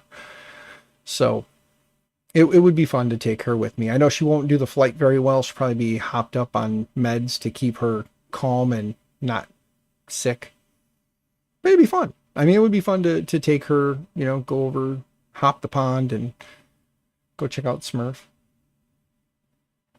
Work on some 3D printers while I'm there and give them to some people who are at the event to think 3D printing is cool but don't have a 3D printer and cannot afford to get into 3D printing. I really do focus on that, because as a guy who can't afford a lot myself but have been gracious enough to be blessed by the 3D printing community, I want to continue to give back. But yeah, I mean, that's all working. And to be completely honest with you, we've been streaming for an hour and a half. I know it's only 3 o'clock, but I know I have a lot more I have to do. I have to get over to my parents' house. I have to get some stuff done there. I probably should mow my grass. My yard looks a little atrocious. I'll stay out of the weeds so that I don't break out again. Do we download the firmware and start building, guys? What do you think? I'm wondering what you guys think. Should we attempt to run VS Code and build a Marlin distro with the proper offsets? Does TH3D still offer? Oh, he doesn't offer it for the Big Tree Tech boards anymore, does he? Just his own boards, I think. Because I'm going to say I can use TH3D's web interface and build one. Because then I just need to put in what the offsets are for the probe, and that would fix part of it. Just tell it that, yes, I'm using a probe, and here's the, you know, X and Y offset. And then we can figure our Z offset. The only other problem I have is... Oh, wait. I don't know if this will fit. Hold on. I do have an LDO build plate, but I don't think it fits. No, it's too big. It's meant for the Bamboo Labs and the Switchwire. Or it's actually meant for the Bamboo Labs printers. So it won't fit between there. And since I am using the Pinda probe, I need a metal build plate. Dang it. Do I have anything that has a small enough build plate? Ooh. JPP left us. I was going to say I'd give JPP this awesome LDO one that's a bit larger to put on his printer if he'd let me steal the one off of his. But I can steal it for right now, just for testing purposes. That's just a build plate. I don't feel as bad with a build plate because that should snap. Take it off, put it back on. So I don't feel so bad about this. So let's put that on there and let's send this for a home all again, just to see what happens. Motion. Auto home. There it goes. You can see it in the background. I don't want to jump cameras again. Keep pushing. I need to go to sleep. Get ready for another day of grinding. Thank you, Iconic. I'm glad that I make you sleepy. I'm glad my voice is soothing and helps to put you to sleep. Until the puppies come in here and like bark really loud and scare the shit out of you. Let's see. Oop. It came down and touched, but okay, yep, probe went off. As the nozzle touched the bed, the probe goes off. Good. So it is sensing it right as the nozzle touches the the nozzle touches the bed, the probe does go off. So there we go. It did home. Now for giggles, let's move some axes around. Motion, move axis, move X, 10, 20, there. Oh, yeah, we did 20. Now let's move Y, move it back 20.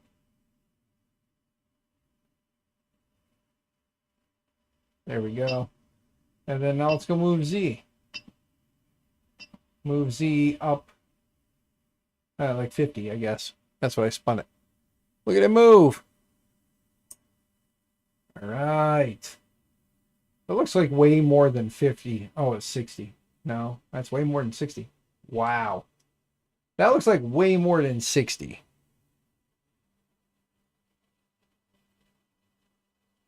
Move it to 0. That is moving way too far. Let's see if it'll stop at 0. Stopped. Went up 10. That is way more than 10. Holy crap, is that way more than 10? So that's way off. Let's see. That is more like 22. So the distance, the in Clipper, it would be rotational distance. It's E steps in Marlin. So the E steps are way off on Z. So yeah, we'll definitely have to download some Marlin firmware and or let's go back to Big Tree Tech. Let's go to firmware, and do they have the regular old Marlin in there? I think they just have the firmware files.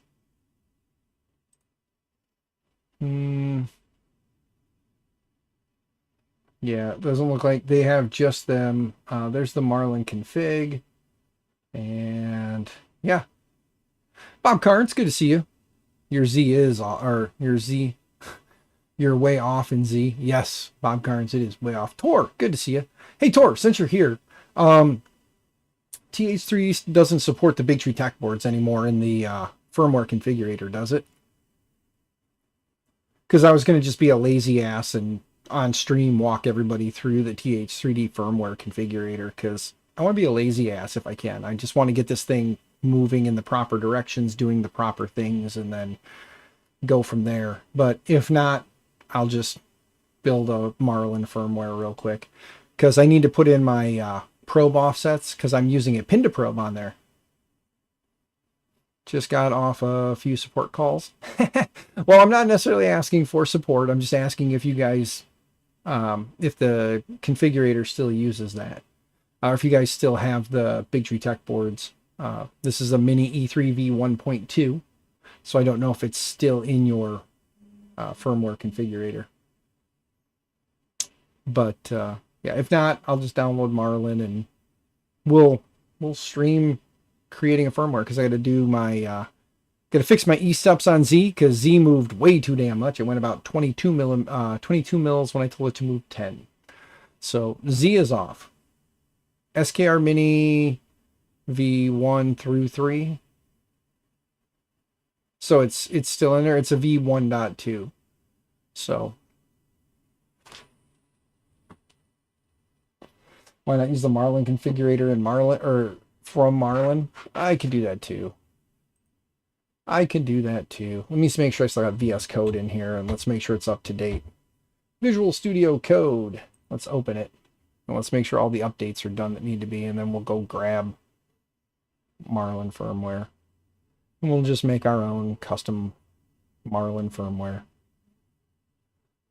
Let's move this over here.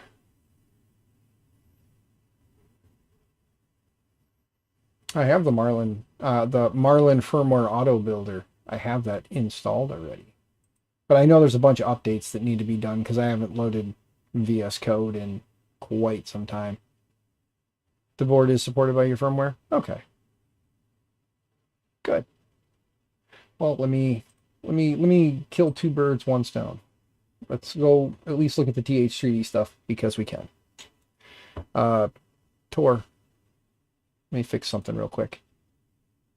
Add as mod, standard mod, save. All right, Tor, you got the link available? If not, I'll go get it. It's not a big deal. TH3D Studio firmware config. The UF2 guide, easy firmware. There we go. Upload your H file, easy config. Let's go to easy config. Let's go to Ender 3, stock frame, custom printer name. Yeah, let's give it a custom printer name. Why not? Maker Mind Nexus. Stan's always going to have Maker Mind Nexus on there. Next step, bed leveling. It's going to have a, well, I actually have a pin to probe on it, so it's going to be similar to the Easy ABL, I'm sure. Select probe mount. Do not change if using stock ABL mount. It is not using a stock ABL mount. It's actually using a custom one. Damn it, Tim, that's where you're going to get me because I won't be able to set my offsets, will I? Oh yeah, there we go. Probe edge. Oh no, that's just the probe, easy probe edge. Okay, well, we'll just tell it BL touch. It should still work as a BL touch. Yeah. Servo pin is using PA2.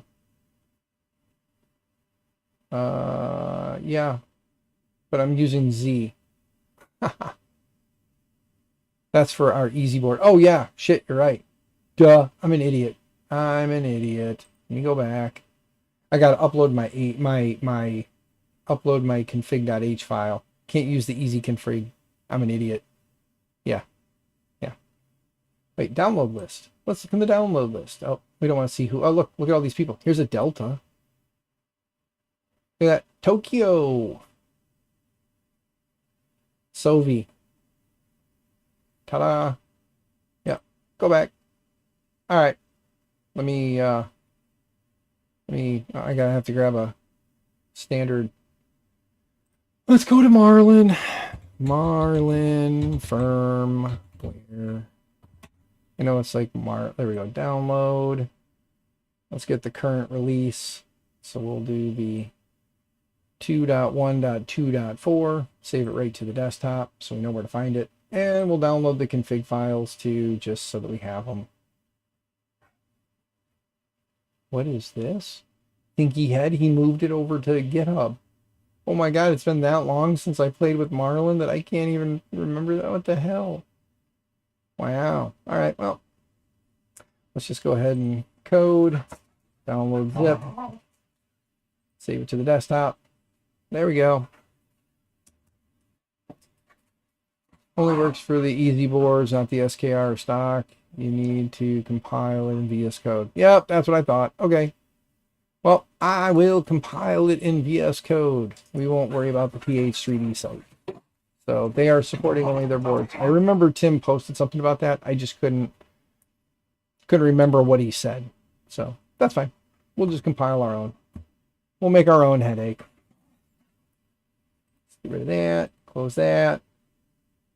We'll leave that open for right now so I can remember. Everything's downloaded now. Yep. All right. Let's extract the Marlin folder to the old desktop there. Boom. Extract. And then for giggles, let's go ahead and grab our config folder. And extract that as well. And extract that to the desktop. And then they'll both be in the desktop. Could just move my config file into my Marlin folder. Would just make sense, right? To put it in the actual place that it needs to be. Let's go make sure VS Code is updated now. We have an update. Install update.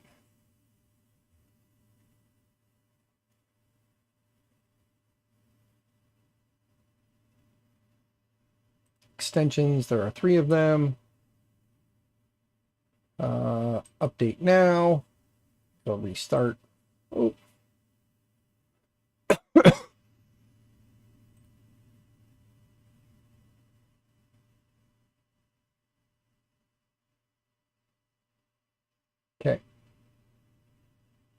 There's Marlin. We go in here. And we have our config folder that has nothing in it. And go back to the desktop. Go into config, config, and then for giggles, grab all these files and hit copy. And then go back into desktop, Marlin, Marlin, and then just paste this in here. I pasted in the right spot. I was like, did I just paste that in the wrong spot? No, I did. Yes, replace it all. That was all current. Ta-da. Now we go in the config. We have our defaults and our examples. There's our examples. And then we have it's under BQ.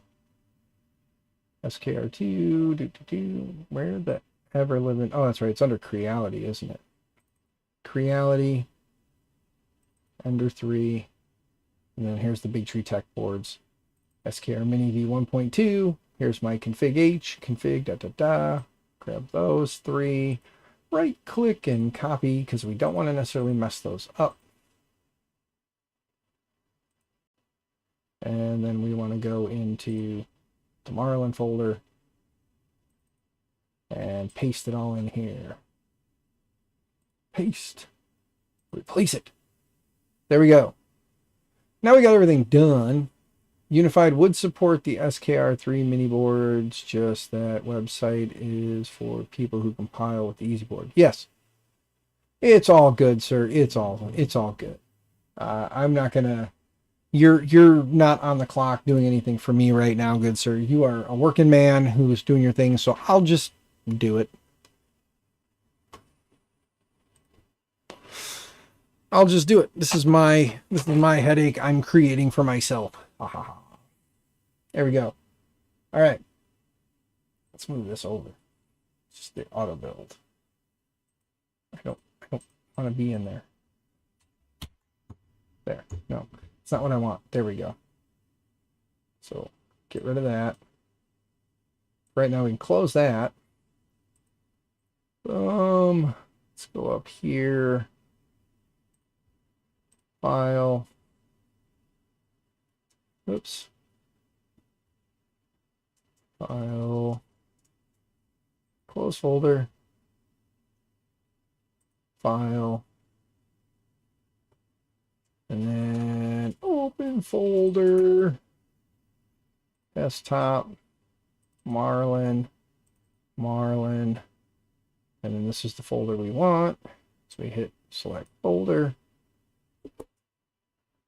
Tell it to trust it. There it goes. Now the auto config pops up. There it is. And then here's our lovely little PIO home. Now we want to go into the Marlin folder. We want to go into the advanced. And now we want to scroll on down to the probe section. Hey, look, custom machine name, Ender 3 Pro. Scroll down, 2209s is correct. Shouldn't mess with any of that. Guess we can do another, was it Control F? Yeah, and then we can type in probe.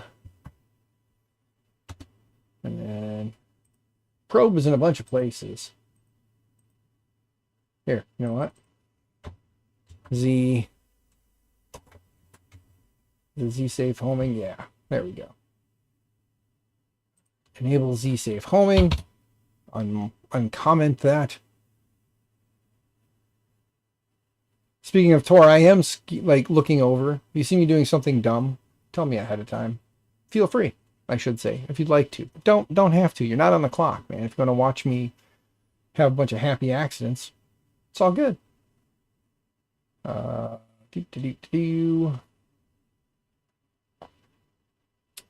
Additional features. One thing I like to do is bump up my temps. PLA, we do 1. Let's do 200. And then bed, 60. ABS, 100. 240 is fine. Not that he's going to use ABS, but it'll be in the menu options for him. Scrolling down. Nozzle clean feature. Not going to mess with that. Just leave it be. Print job timer. Won't mess with that. Print counter. Not going to mess with that. Keep going. SD card support. Encoder settings. Encoder pulse per step 4. I'm not going to mess with any of the encoder stuff in the screen. Stock values for preheat are so low. Yes, agreed. That's why I bump it up to 260. We'll leave the speaker undefined. We're down in the speaker set or in the screen settings now. We need to go back up and we need to go to probe. We need to go to the freaking bed level. That's it. We're looking for leveling. Auto bed leveling, probe type. There we go. Probe manually, fixed probe, nozzle probe. I am using, I have gotten away with telling it it's a BL Touch, even though it's a Pinda probe, because, I don't know, I just have. And I tell it that I'm using the ZN stop. So it kind of works. Print counter is cool until you clear the EEPROM and wipe out your history. Yeah. Yeah, it's not a hard written value, so it can be wiped. Probably should just go with does not deploy, need manual movement. Fixed probe either doesn't deploy nor needs manual deployment. Inductive probe, we'll do that. There we go. It's a fixed probe. Probe manually, no. Where's my probe offset?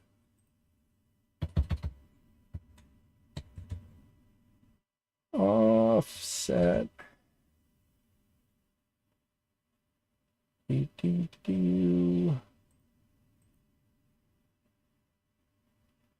Nozzle, there we go. Nozzle to probe offset. Yep, there we go. That's what I need. My nozzle to probe offset.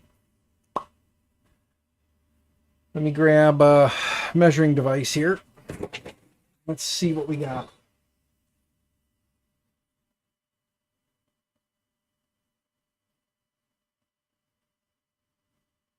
It is 30.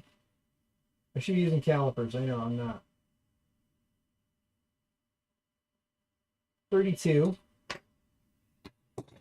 is 32 to the positive on X. So, come here, baby. Yes, good poppers. Oh, here's Rory. What you been getting into, huh? Yeah. You got uppies, you happy now? You wanna go run? You got mud in your mouth. You've been chewing the dirt again, haven't you? Wanna go play? Okay, go play. Go on. Go run around with Sissy and your brother. All right. So I said 33, right? Whoops. So 33. Because it goes X and then Y and then Z. So we'll see what my Y is.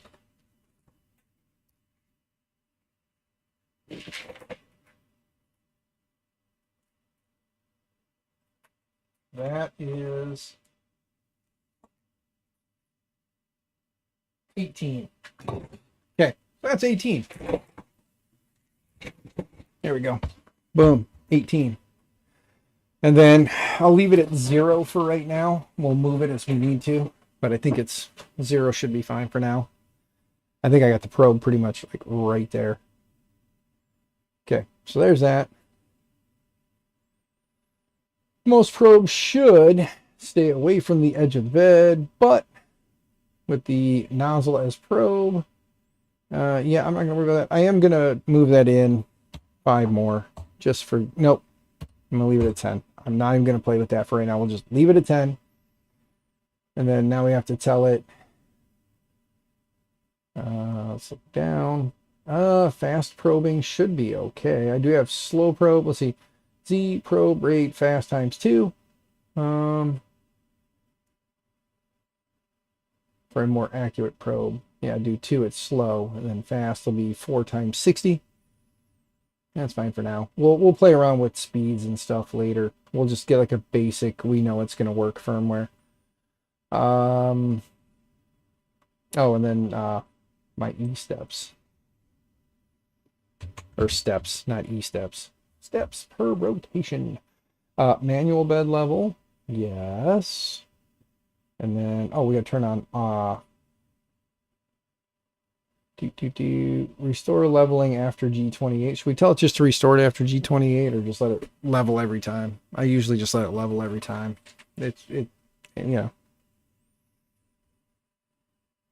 Enable leveling after G28. We'll leave that. Preheat printer before. Yes, we are going to turn that on. Auto leveling needs preheat. Turn on. And then we're going to see here. Up nozzle 70.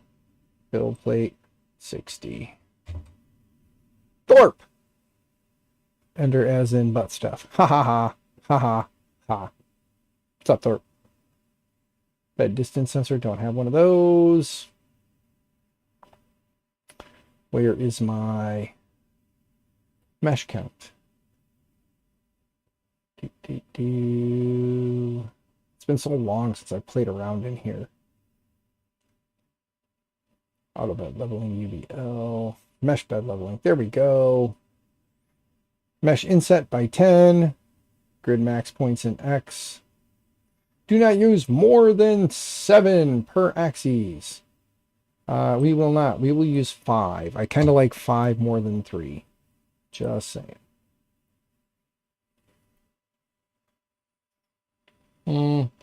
Oh, baby stepping. I got to make sure that baby stepping is enabled in the menu.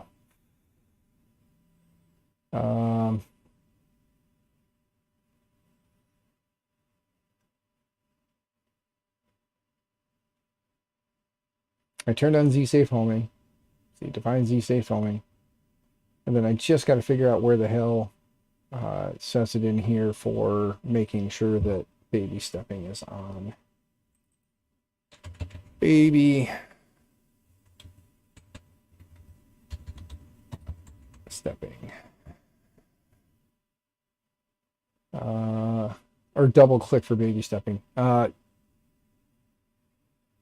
Someone tried to use an 11 by 11 grid the other day. Oh, holy hell. No, I use 5 because I like 2 points before the center, 1 at the center, and then 2 points after the center. And I figure 5 by 5, it's 25 points. It's just how I like to do it, you know.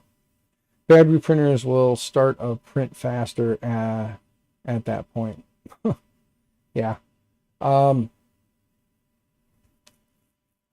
Tor, do you remember enabling the baby stepping menu? Is that in the ADV? Do you know off the top of your head?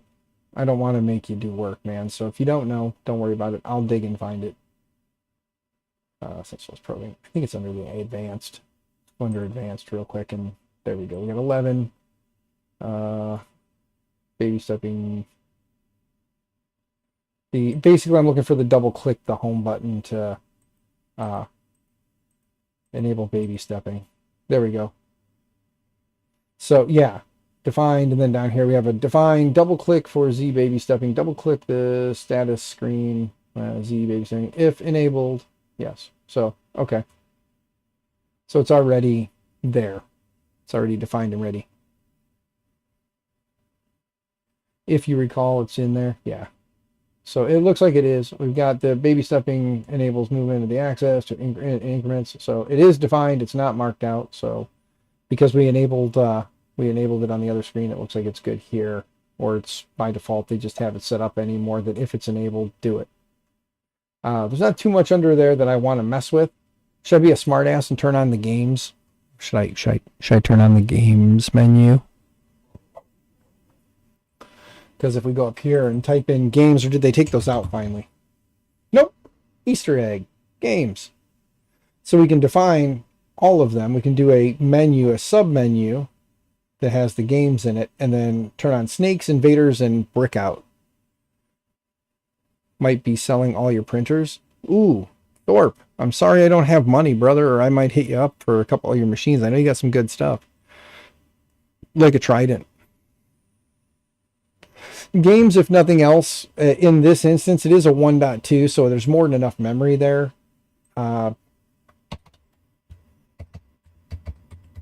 We'll turn them all on. And we'll turn on the game sub-menu so they're not just like right there. You had it on your easy board. Brick is fun. Yeah. I'll go ahead and leave it, because if nothing else, it's a fun little, like, haha Easter egg that'll be hiding in there for him. Not that he'll ever use it, but it's in there, you know? All right. Well, let's go back to the auto builder. And is it the maple, right? I got to use the maple. If I remember it. Let's hit build and see what happens on maple.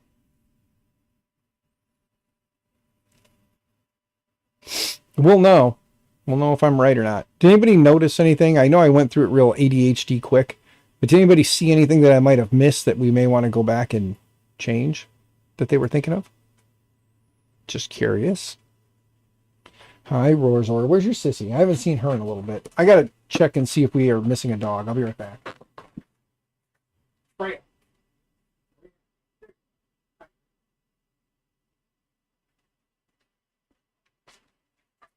Let's see. Oh, we got some warnings, but nothing too crazy. I should be here, bud. There's Chewbacca and Freya, or Chewbacca and Rory. Here comes Freya. Come here. Come here. Come here. Oh, and here's Freya. There's little Miss Freya. Hi, baby. There it is. Firmware.bin. Yay! We made a firmware. We can test it here in a minute. And our e-steps, or our steps, our steps should be reset back. So whatever messed it up in that random config we used, if it's wrong, we'll adjust and fix. But look at this pretty girl. Let me go back to the big view.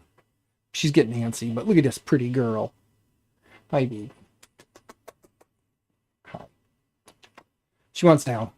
So off she goes. Depends on what CPU you have. All of them. All of the CPUs. But yeah, the Maple one, I believe, is it. Check your CPU and recompile with non-Maple. Okay. Well, just in case, let me just right-click on this guy real quick, and let's copy that and paste it onto the desktop for right now, just so that we have it up there. I can be a smartass and just flash it real quick, see what happened. Maple is for the clone CPUs. You're right. You're right. No, this is the OG, so it shouldn't be the clone. So we should be able to get away with non-Maple. So let's build the standard version. Should I build it with USB? Is the USB option the more important one? It's been a while. I don't remember. Should I build it with USB? Or should I just build? I'm just going to build the regular firmware. We'll see if it'll go.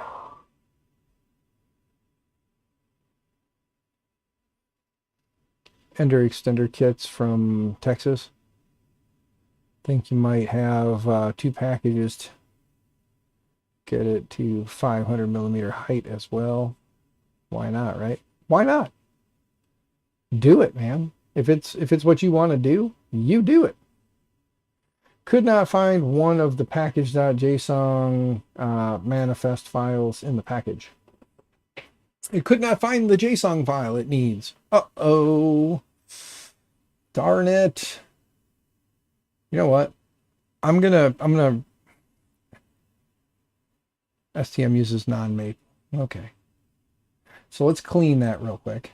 Let's get that out of there. We copied it and pasted it to the desktop anyway, but and then let's go ahead and hit build again.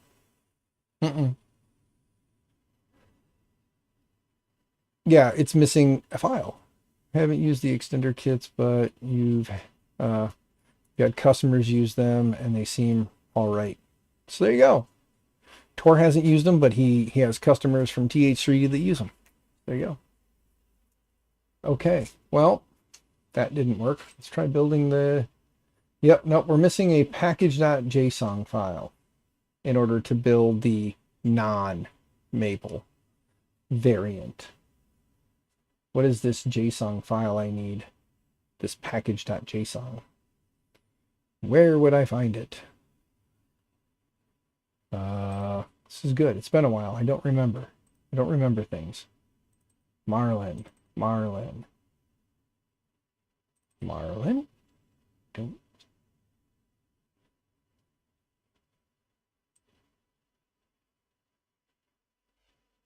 When in doubt, Google, right?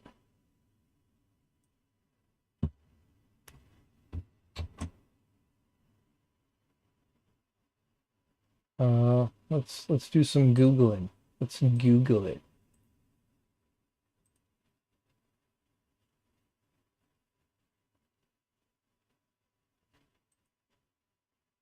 Let's see.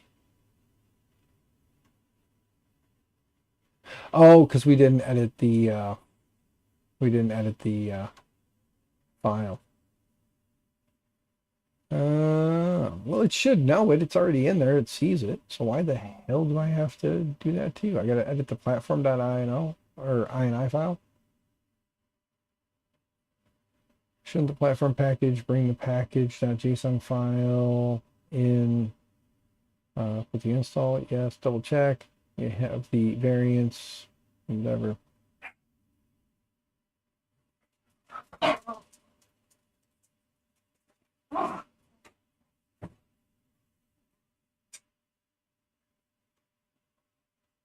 You want to build an ender that thinks it's a bamboo. Ah, that's funny. All right. Well, let's go look at the platform.ini here real quick. Marlin. Extra configs. I always thought that they got away from this as they went on. They got away from messing with the, because they had it basically set up to just do what you needed it to do. Because like environment include tree, platform, atmel, board, 18 mega. That's not what it is though. The board in that is the Ender 3, which is going to be under the INI. No, not INI. It's going to be under the, no. STM32. I know it's an STM32, but I can't remember where the boards folder is. It's under sources. Right? Sources? No. Libs. No. Docs? No. Config? Examples? No.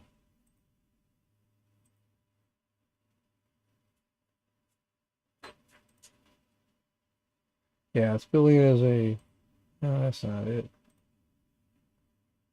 My dogs are barking. You hear them out there?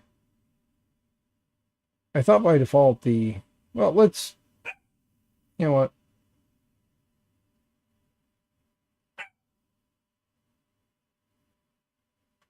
Off-axis. You can always get an amazing hot-in from TH3D Studio. I don't have an affiliate link. I cannot hook you up there. There's also the Micro Swiss are always great, and they do sell Micro Swiss at TH3D. You could get the Micro Swiss NG or the NG Revo. I find the NG Revo to be very satisfying if you want to get into the Revo ecosystem for the easy nozzle swaps, like this guy right here, this 0.6 that has a fuzzball on it. But here's a 0.6. Or you can just go with the standard Revo or the standard NG. You can make a link. NG is good. Yes, I do like the NG. As a matter of fact, Micro Swiss sent me 2 of them for the rehab project. I may dig out the wiring harness, the stock wiring harness, and throw it on there because I do have. Oh, one doggo hurt another doggo. I heard a squeak. You don't like the Revo's bent a few nozzles? Yeah, but here's the NG. These guys are nice. I have 2 of them that they sent me that were part of their scratch and dent, so they were open box scratch and dents that they sent me. So I was thinking put one of these on there, which is probably what I'm going to end up doing in the end. I'll dig up the old wiring harness, the stock wiring harness, then take this back off and then put that on there, and then fabricate some kind of a mount to put the pin to probe that I had on there. I think I had the pin to probe already, so I figured I'd make it work. Sounds like my wife is coming out, so get ready for an F-bomb. So I'm going to use my F-bomb because here comes my wife, so she'll use my F-bomb. Leave me alone. Once I go big, you want to get a bigger nozzle for sure. Yeah. Were you ignoring them? Nope, they have just been running the yard and having fun, and Yeah, I've been. What is this? What is this? What is what? The mud all over them? No, Or the dirt? this. Oh, This. she wants uppies. I gave her Oh my uppies. God. Tell Dad. Go watch the stream, but I'm not you. Is You Daddy are not you. cool?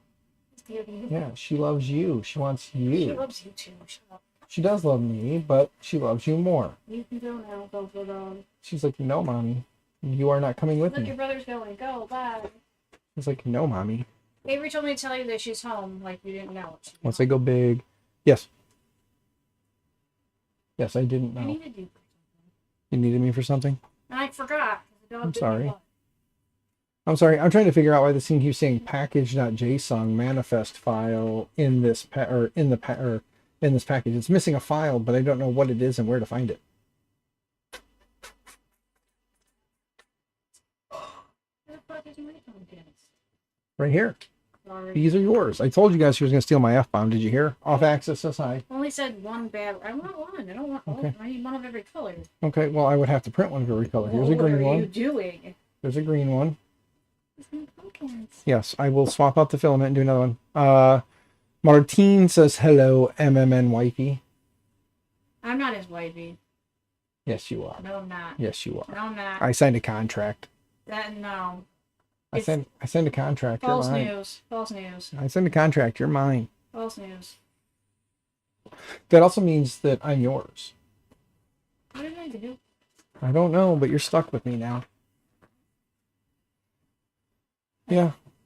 But we have a firmware. Let's see if this firmware will work. Tor, I'm just going to throw caution to the wind and see if this will work. If it doesn't work, it doesn't work. Right? If it doesn't work, it doesn't work. There are tools laying there because they are, and the dogs have not messed with them not once. Because your sons use them to try and drill out the baffles on Dakota's bike. Because I don't yell at you when you leave my tools everywhere. I do not yell at Olivia when she leaves my tools everywhere. There's tools in her freaking room that she hasn't been anywhere. In the backyard, getting rusty and rained on. Tor says YOLO, so we're doing it anyway. So. Yeah, do it. I don't know what you're talking about. Well, I made a firmware for this. I built a custom firmware. You don't like chair. I'll switch. Wait, hold on. Yeah, stay right there for a second. Let's see something. Yeah, they can't see you there. You can come back to. No, I'm good right here. You're right there. See, there's your shoulder. Look, Yeah. it's just your shoulder. They don't know what you look like with your shoulder. But wifey doesn't like to be on camera, which is funny because her husband's always on camera. This is a trap ball. Yeah, I sell feet pics on the internet. Weird. I don't, but maybe I'll start. Dom says I need to get me a new husband. I know, my boys are wonderful, aren't they? Mhm. You keep telling their Sam to trade their dad in. Technically, he said I could murder you and he'd be my alibi and help me hide the body, but Yeah, he's such a great kid. I love him. Murder my dad, it's okay. Right click, copy, come back down here. It did not register my SD card when I plugged it in. What the heck? Put it in the right side. That is a problem I have from time to time. I put it in the wrong spot. Right, honey? I was listening. You was talking to Angel. But okay. Why is this? Because you broke it. I need a good freaking SD card reader. I really do. Let's see if this one will work. Yeah, that was my butt. The internet sees you pinching my butt. No, I don't. You're right, they don't. They don't want to see that anyway. Why can't I connect to the internet? What, you got me blocked? No. You got a charger? I'm not going back in that house. Okay. That kid annoyed me already. There we go. Here. short. Yeah, well, your husband doesn't have big things. You know that. You don't have big stuff. We have little things. What was that? Okay. It did work. Click here. Well, it did work, and then it just dropped it. What the hell? Come on. I am bad juju. I didn't know this, but I wasn't going to say anything. Right click. My system is not happy. I'm trying to send it, guys. I should have plugged the USB in, but Hi, Bobby. I'll get it back in. Click there. Oh, scroll. Removable. Clicked on it. Oh, and it ejected it again. Is it back? It's like freaking out.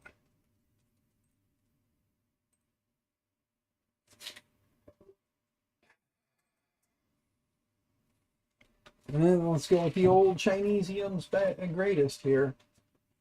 Old Chinesium's greatest. Yeah, don't let me see you, mister. Chinesium's greatest. Okay. Come on, Chew. Come on, go lay down. Go lay down. Go over there and lay down. Get there and lay down. He's like, I don't want my pillow. I want Mom. What do you want? You.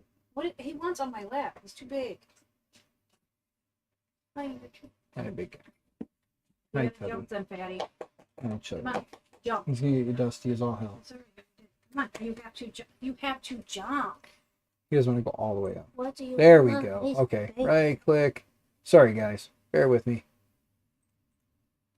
Okay. Now let's go back to the desktop. Let's grab the firmware.bin. Right click copy. Go back to G drive. Right click paste. Let's delete that real quick. Yes. All right. We got it. Let's see what happens. Out of that. Go back to the bench cam. Pull the bench cam down. It's off. Drop this in here. Turn printer back on, and let's see if it updates to the 2 dot whatever dot whatever dot whatever.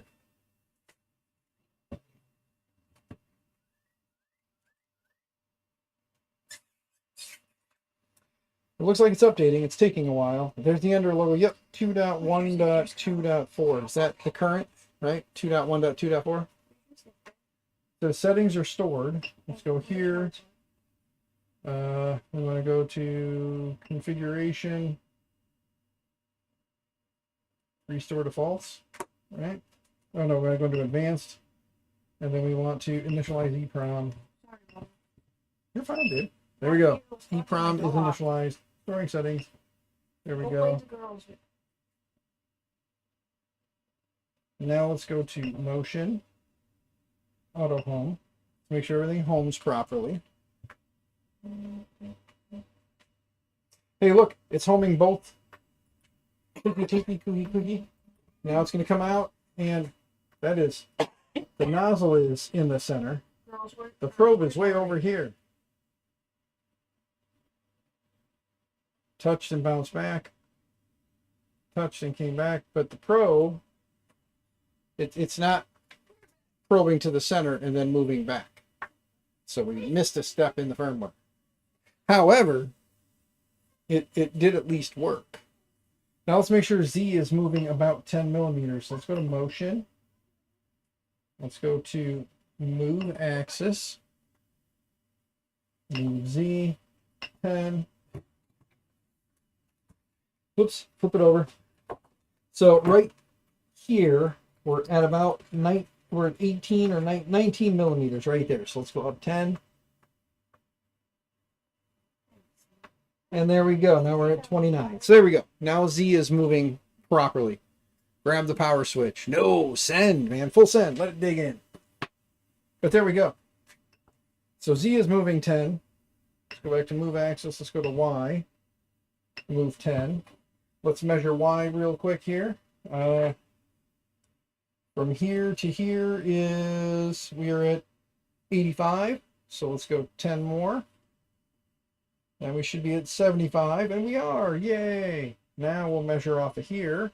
Actually, let's measure from here to the end of the extrusion. We're at 155. Hold on. 157. So let's move it. Let's go back. Wait, yeah. Move X 10. We were at 157. Now should be at 147. And we are. Okay. All axes are moving in 10 millimeter increments, with the exception of we got to check the extruder. No question for you. Yes. Do you just make him not come in here? Do you not let him in here to lay down during the day when you're out here? He comes in and lays down when he wants to. He's been chasing them. They don't want to come lay down. They're puppies full of energy. So he's big puppy full of energy, and then he gets burnt out and falls asleep. Well, you didn't come in until I came in, so I don't think you're letting him in here. I think you're lying. Yeah, that's exactly what it is. Julie, Yeah. is Dad mean you? Okay, we gotta throw a roll of filament on there and throw some filament at it. And make So- me a pumpkin. Move, motion, home, Little Velcro dog. temp, No, you come in here with big preheat brother. Let POA, your sister go. Preheat for POA. Part cooling fan kicked on. Okay, so part cooling fan is working. When hot end comes on, that comes on. Yay! Yay! You're scaring my pup. Yes. No, dude. Hey, so Tor, it does seem to be working. So it does seem to work with the maple. You just stick your face in front of the camera? I did. I got right up in his business. I have a purple and a green one. I need a different colored pumpkin. Let me see what color you got. I'm gonna do this one next. I already have that one. No, you don't, because I didn't make you one in that color. What color is that? It's the same color. It's Is not. It yeah. is. You want to quit arguing with me? No, Love I you. don't want to quit I arguing. think I know my materials, lady. I think I messaged you today to tell you I loved you, and you were not like violently telling me you loved me back. And I was did mad. too. I called you fuckface. I was violently telling you I loved you. I said you did not I- talk to me this morning. You didn't tell me bye. You didn't do nothing. I did too talk to you and tell you about it. I told you this. No, you didn't. Just because the Sam I was talking to was not the Sam that I'm talking to Yeah, now. so we didn't have that conversation. Yes, we did. No, we did not. You Grab the called- power. Oh, you know what? I forgot to check the E-steps on the extruder. Oops. Well, you screwed So up. I'll have to probably redo that, I'm sure. But let's get it heated up and see anyway. Who's Yeah. off axis? That's Marcel. Hi, Marcel. Oh, he's the one who's in my show. He's your buddy. Yeah, he's in my show. Yes, he's your buddy. Jacqueline turned that show on again, so now guess what we're gonna watch? No, never. Every episode of every season from episode 1 of season 1 now. You gonna have to put up with Marcel? See. However, how many episodes were that of that show were you in again, good sir? Send me the ones you're in. Now. Yeah, Marcel said you're awesome. That's because I'm mean to you, I'm sure. Yes. I'm not mean. But what do you remember which episodes you were in so that when those episodes come up, she can remember to look for you? I'm gonna slow it down like slow motion. Watch the episode, the entire episode. Mm-hmm. Yeah, if you remember which episodes or at least how many, and then she'll know to look through all of them and figure out 10. He was in 10 episodes. Well, you're gonna watch every episode because that's what I'm watching for the next however long. Hey, so I told it to eject filament, and it sucked it in. So it is definitely doing a load is unload, unload is load. So that is reversed.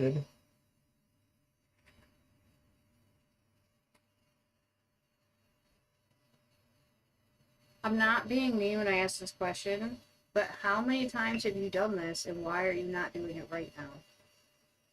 I was Done what? what you're doing. Many, honey, many. Then how come it's not just the same with everyone? Because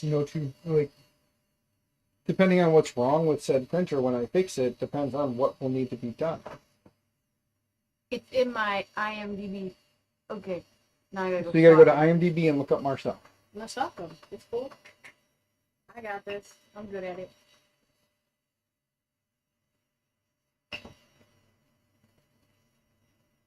Oh, did you need gas money? Yeah, because both vehicles are on empty. Why? You got some? No. No? So then I gotta figure that out, don't I? No, I have money. I just only gave it to you. Uh, Courtesy of bank, my ATM, leaving you alone. the oldest one or the second oldest one? Both of them, thank you very much, because they both need gas. And I was thinking, you don't really need to go to work the next couple of days, because I just want to order pizza. I do need to go to work tomorrow because tomorrow's Thursday, and then Friday I'm taking the day off Why can't because you there's just nobody in the take building. 2 paid days off? Because I don't have another staff member. I'm working on that. Once I have somebody else that can do the job, Yeah, so what you're saying is you don't love me, got it. yeah, with this motor being flippity flopped, I got to go invert it. Should we leave White Dad?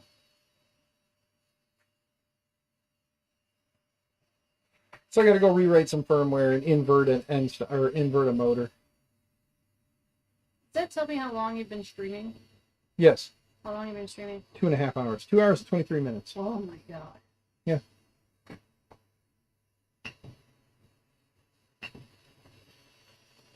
Change filament. Change filament. Oh no! Damn gummit! Ooh. She got a little hungry there and like slammed in, so it didn't go all the way back. Now it's unloading to load. Yeah, we're gonna have to invert some.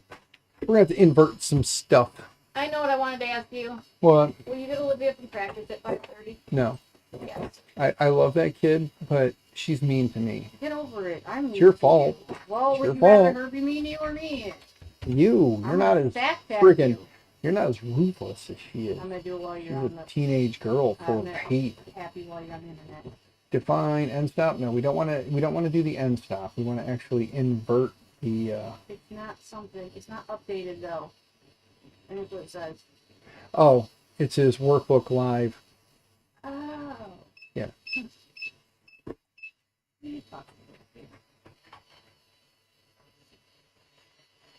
Who's all watching you? There are 11 concurrent viewers. Yeah, but doesn't it tell you who's watching you? No, it doesn't actually tell me who else here. I just see them in chat. Oh. Yeah, so like in chat, I can see that Off Axis is here. He switched to his other account because only one of his 2 accounts was mod. So let me make both of his accounts mods. Add mod, standard mod, save. There you go, Off Axis. You're a mod now on both. Hey, I am too. Yeah, I made you a mod. I don't know what that does, but it's okay. There. So Off Axis 3D and Off Axis is both mods. So now we got to go and find the sections where it says invert. There you go, Off Axis. You're a mod. Sorry. Watching the stream while I'm streaming, huh? No. I'm gonna go clear your freaking people. Okay. Oh, the work was on there? Yeah, Pork was here. He left. What a bum. I know, he's a jerk, isn't he? You're still here? Yep. The Shrimp Father is here. AKA Martin. I don't know who that is. Martin. Yeah, okay, I don't know who that is. You just keep saying For it. inverting stepper pin, active low, non-inverting, active high, turn 1. So I need to X enable on. Is it X enable for inverting the stepper's direction? There it is. Invert. That was the extruder. There we go. So extruder 0 is currently set to true. We need to set that to false. False. There we go. And Gotta then pump those numbers up. gotta pump those numbers up. Yes, I do, Martin. Yes, I do. Tor says, I'm up and down from the desk. Yeah, Tor is busy. Tor works remote for TH3D as support. So he lives all the I way know over. what TH3D is. Yeah, I know you do. Yeah, Look, I'm getting smart. you are. You are super smart, honey. Okay, well, let's try to build another maple variant since that seemed to have worked last time, but with the stepper inverted. And I don't think I had to change the E-steps because I think the way they have it set up, it's not a geared. It's just a direct drive, but it doesn't have a gear. So it should be okay. We'll find out. Like I said, it's using the Focus Odin 5 clone that Sliceworks sells. Are you talking into that microphone again? Yes, because that's where I'm at. So they may not be able to hear you when you talk. You may not be picking you up. Well, that's good. Mm-hmm. Yeah, when it hits the yellow, it definitely picks it up. There we go. Okay. Oddly enough, it looks like it just wrote it to the desktop. That'd be weird. What happened to your other microphone? What other microphone? The one that you wore up here. Right there. Yeah, it did save it to the desktop. Okay. Well, I'll put it to the desktop. Weird. What? What is a desktop? Where is it? What desktop? That's what I'm asking you. Where's the computer part? I see your screen. Back there. Yes, it's behind. Okay, anyway, close that. Alright, I'm gonna go make dinner. Thought you said we're ordering pizza. I have to give you gas money, weirdo. I know you gotta give me gas money, but sometimes you just don't care and you do you. That's all. That's all I'm saying. No, I'm not that much of an asshole. I didn't think you were. Yeah, you did. No, I didn't. Obviously you did. No, I didn't. Why do you keep arguing? Ooh, I don't want to watch baseball. Sorry. Right click, copy. Let's fix this now. So let's push that back. Wait, can't push it back.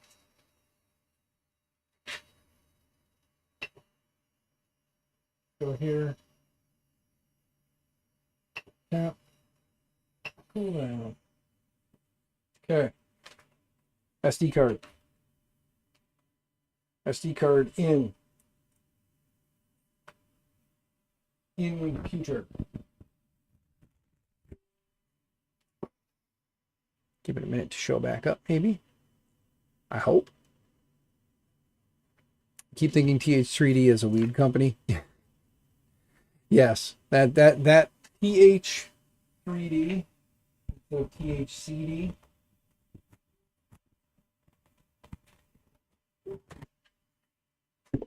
There we go. G drive, right click, paste it in. Delete that. And eject the SD. There you go. We forgot to go check. Forgot to go check for the games folder. I'll have to check this time. Okay, kill this. There we go.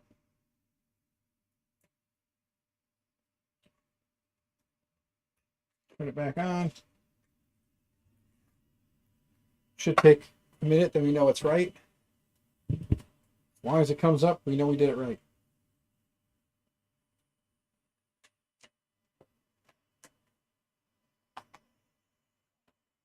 You were once a stoner, LOL, once upon a time. Tor, I don't buy that for 1 second.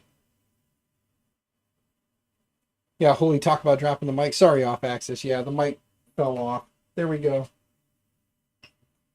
Now let's go to... We gotta go into About Printer. And there it is. Ta-da!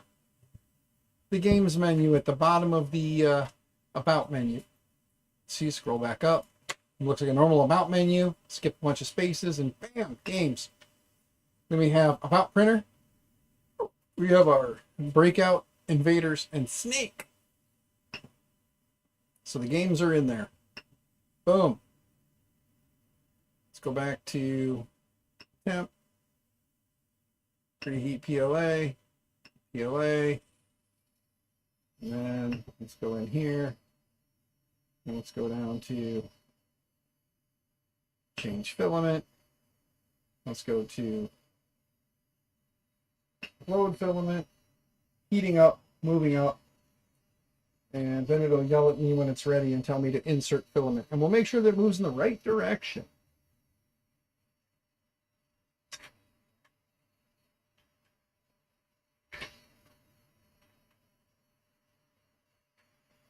Since we don't have the EN stop.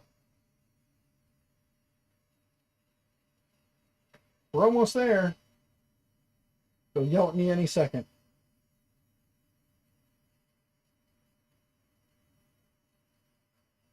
It's cooling down. Why the hell is it cooling down? Oh, it's going back up. There we go. Probably should do a PID tune, huh? And man, is it taking a minute now. There we go. Oh, so close. Come on. 2 more degrees. Let's go. There it is. Whoops. Put the filament in the hole. There we go. Press button. Filament is loading. There we go. All right. Once the filament loads, we'll mark it at 100 and tell it to shoot 100 and cross our fingers that we don't have to adjust the extruder steps. And then if we do, we'll recompile the steps and recompile the firmware after we change the steps and upload. Hence why I like Clipper, because then all I'd have to do is go in, make a change, save, and restart. Done. Oh, Clipper, you love. I love you. However,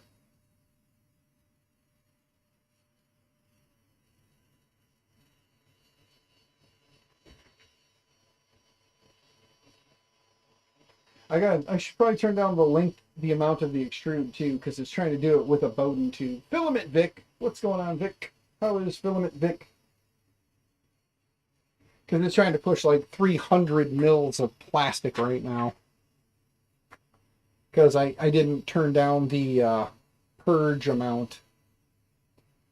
So I got to remember another reason to go recompile the firmware to change the purge amount. Since it's a direct drive, it only needs to purge about 100 mils.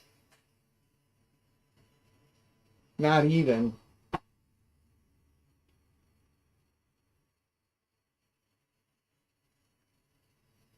It's a good thing this isn't one of the higher end variants of the Polymaker filament that I happen to have, because I'm a dingus. Let's see. From nozzle, from top of extruder to tip of nozzle is about 85. So yeah, about 100. 100 millimeters would be more than enough to get from the extruder out and purge a little bit. So there we go. 100 millimeters will be better than 300. However, now that it's heated up and it's there, let's go to continue. Let's click here, go to motion. Oh, you know what? We don't have... Oh, wait. Duh, idiot. Go to move axis, move extruder. 10 mils. We gotta grab our stuff. We'll use silver so we can see silver on dark blue better. Now let's slap this guy right on up here.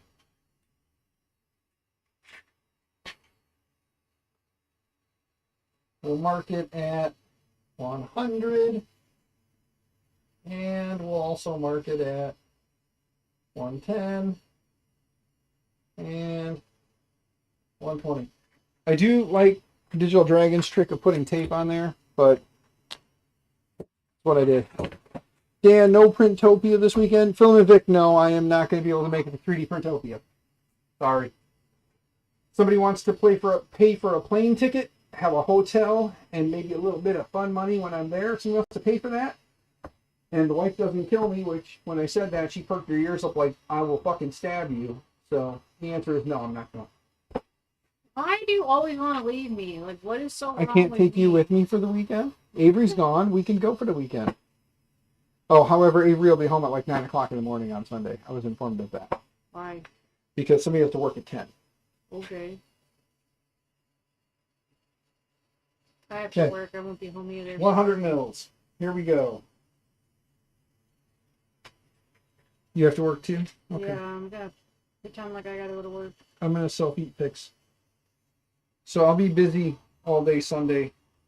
Sorry. I'm going to be, you know, working on them feet picks. I know some of my friends will buy my feet picks, won't they? No. Yeah, but no, Filmovic, sorry, but I won't be there. It's just not in the budget. The budget sucks right now. However, as soon as I can talk about more, I will talk about more. And hopefully I'll have good things to say. Dan, did you say the 4? Yeah, I did. How you doing, Mr. Wilson? Good to see you, sir. Hope you're doing well. Hope things are going well. Hope you are feeling well. let's see. Yeah, that was way off. Like way off. On 100. Is it still pulling? Nope. Okay. How far off is way off? Let's see here. I told it to pull 100. It pulled 35. So it pulled 35 millimeters of the 100 I told it to. How do I figure E-steps again, guys? What's the math on E-steps? Anybody remember? E-step.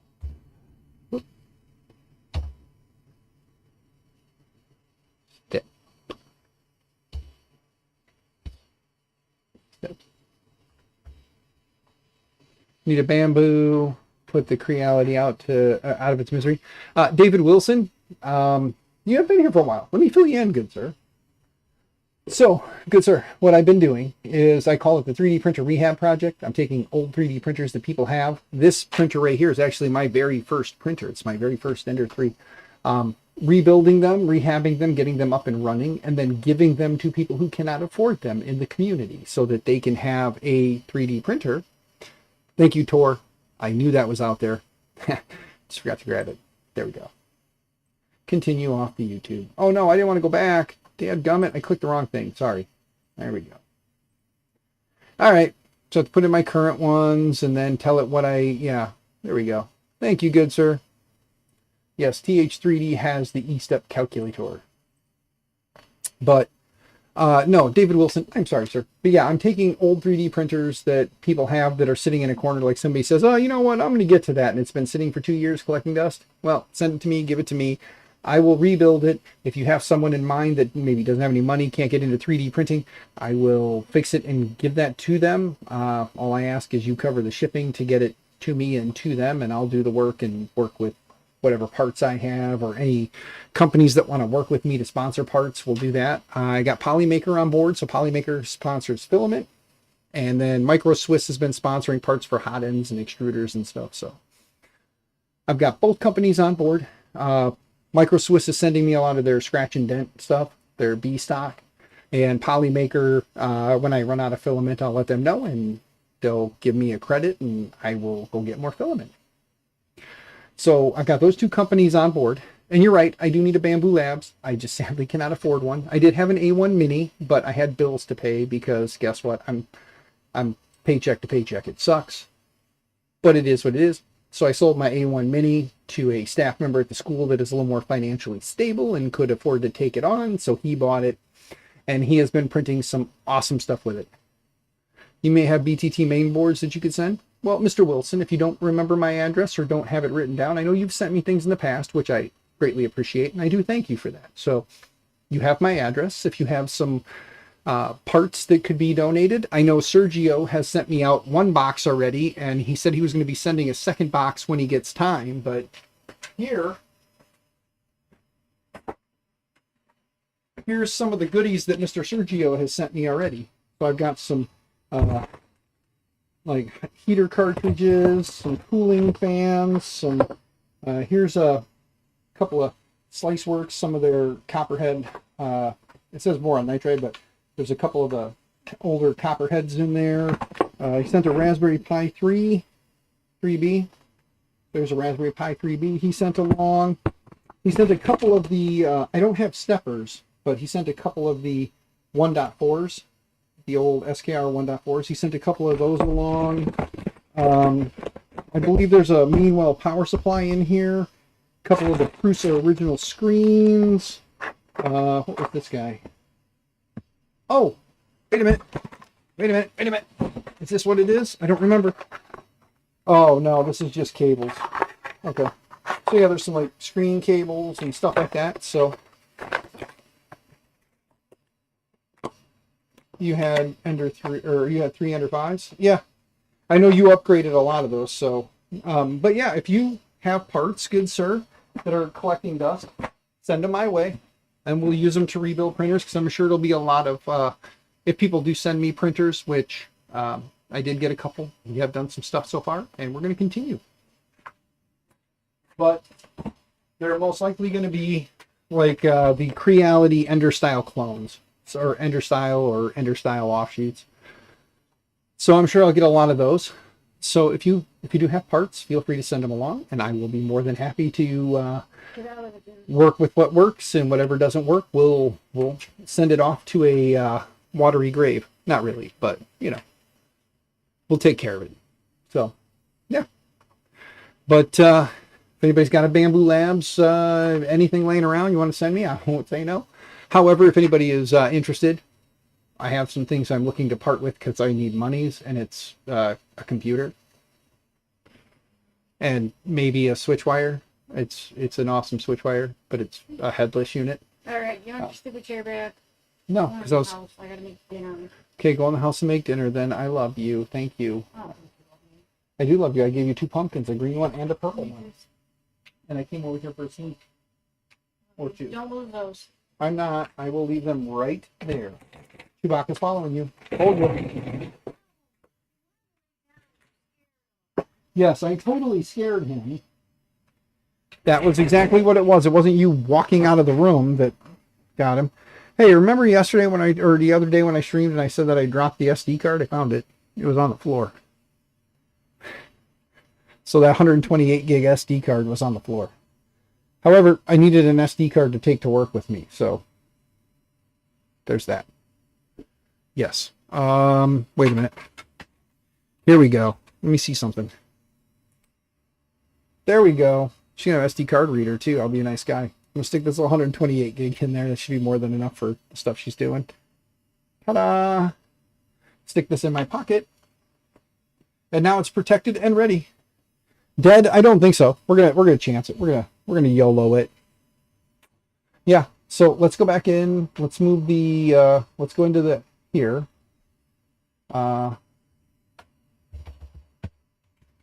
Steps. Yeah. Default axis steps per unit. That's what I'm looking for. And again, extruder should be the last one, which is 93. So my extruder steps are 93. So it's not 95, it's 93. Okay. Actual, let's see, enter the actual length that was extruded, 35. So my new E-step value should be 265.71. So let's copy that. And then let's go back into the firmware. Go back in here, load up the right screen. There we go. Take out our 93, Control V, whoops, Control V, paste it in there.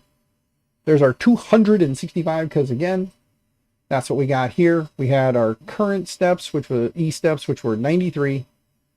We told it to extrude 100. It extruded 35. So the new value. And we could do an M92. If we had a cable plugged in, hooked up with the computer, we could do an M92 E 26512, and then to send an M500 afterwards to save it. No EEPROM support. If the firmware does not support or have EEPROM support, the above command, go into your G code and put it in there, which we don't have to worry about it because this does have EEPROM. And all I gotta do is go back here now. We made the change there. So now we go back up here to the auto build. Let's made. Give it a few. But yeah, guys, I should put it in the firmware safer. Exactly, Tor. That's what we're going to do. We're going to put it in the firmware, and then it's good to go. And then when I'm all said and done with this, I'm going to zip up the firmware file and just store it away. Yeah, if you clear the EEPROM, it would reset to 93. Yes. You are correct, sir. Thank you for being smarter than me and saying the things that I should be saying and then telling me it in chat so that I then say it on stream so people hear me say the things you type that I should have said, but I didn't. So thank you. But if anybody didn't know, well, that was doing its thing. It's cleaned. I'm going to hit build. You guys aren't missing anything, so I'm going to hit build. It's now building. While it's building, So if anybody who popped in late and didn't know, this printer is going to go to yet another teacher at my school because I work with a lot of teachers. They want to use it for incentives in schools. I got to stop doing that. I need to find more people outside the community. But I told him I would give him this. So get it built, get it done, give it to him. I know I'm putting a lot of work into this, knowing I'm probably going to swap that out for the NG because why not? The NGs are amazing hot ends, and the NG, I like the NG Revo, but Tor has been known to bend a few nozzles. So, you know, since he's been known to bend a few nozzles, you know, he's not a fan, but I like him. Reveal and Explorer. There it is. Copy. And then let's get the SD card out. Start over. We gotta let it cool down. I probably should have been doing that before, huh? Go back here. And realistically, I could store it in the EEPROM, but you're right, it is better to put it in the actual firmware. So that's why we're going to put it in the actual firmware. Go to main, go to temp, scroll down, cool down. There we go. We're going to let it run and cool down for a few before I shut it off and do that, but I am going to eject the SD card. So let's go in here, scroll down, change media, take it out, just to be safe. We'll do change media. Let's put the SD card in.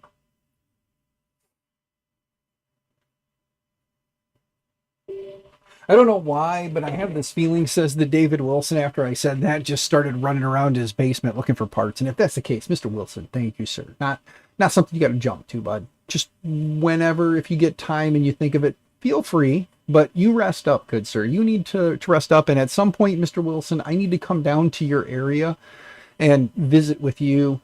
Maybe come down, see you, and Mr. Mitch 3D, and maybe Riley. Maybe have a little, hey guys, hang out. Just maybe we grab lunch one day and just talk.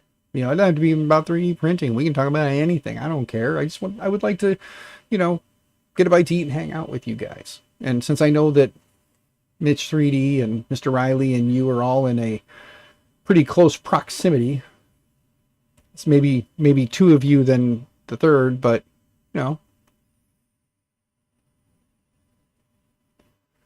I may still have some Omnia drops if you could use those. Hey, good sir, I still have the Omnia drop on the I gotta double check.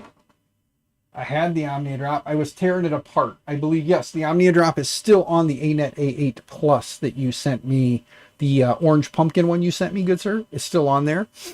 And to my knowledge, the one that Max sent me that was on the bear that I ended up parting ways with, which sucks because that was a custom built bear for this guy. Or custom built bear by me with parts for this guy. It sucks, but I had to part ways with it because I needed to get home from Murph. Because I went to Murph with, you know, you'll send them? All right, good sir. I won't say no. It's always nice to have parts, whether, you know, I use them in builds in the office and then put them on parts or machines and give them away or whatever the case may be. But in the end, if anybody wants to send parts, send parts. I will use what I can where I can, and we will make it happen.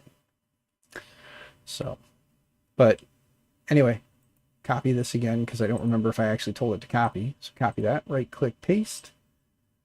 All right, and let's delete the current cur file. I always delete the current cur file. I know people say don't do that, but I live on the edge because if you ever have a problem and you delete the firmware.cur, you can rename it to firmware.bin and reboot the machine and it will pull it back. It's basically just renaming the firmware.bin file so that it doesn't flash it every single time you boot. So it's really all it's doing. If anybody was wondering, now you know. So if you leave the capitalized firmware.cur file on there, it's your bin file. Just rename it to lowercase firmware.bin and reboot the printer and it will reflash that. So now you know. You're welcome. All right. I think I ejected it. Did I eject it? Yes, I did. Okay, let's get that out of there. Then we will reset or retry the E-steps and see what happens. So let's power it down now. It's cooled down quite a bit. Okay. SD card in. Reboot again. Jump back over to Benchcam. Ta-da! There you go. Now you guys can see it.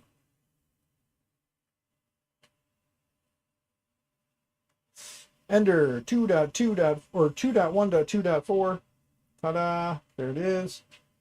Now, just because, go into config, go into advanced, we'll scroll down to initialize EEPROM just to make sure. Okay, that's done. Now we'll go into temp, preheat PLA. Now it's preheating. Now we'll come down here. We'll redo our lines at 100. Where did I put that marker? This is the problem when you have ADHD. You set things down and forget about them. But yeah, I know Chris is only 2 miles away from you, good sir. So that is, oh, my camera up here. This camera, hold on. Let me pop to sources. Click on this one. Let's click on deactivate, reactivate. There we go. It's moving again. But anyway, yeah, I know you guys are very close. And he's a good dude. I love Chris. He's a great guy. I just know that he gets overwhelmed in the community when he's out in public. I understand that. I don't have anywhere near the following that he does, so I don't have really anywhere near the problems he does. All right. I always put marks at 100, 110, and 120 because I don't think it'll ever go over 20 mils over. So, that's what I do. Motion, move axis, move extruder, 10 mils, and then 1, 2, 3, 4, 5, 6, 7, 8, 9, 10. There we go. Now let's see, how's it pushing? There it goes. Oh, that looks much better. We'll see how accurate TH3's map and Creality are together.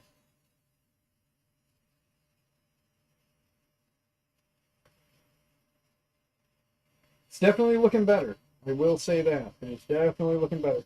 And I think that if it's right, we'll say that it's Tor who did it.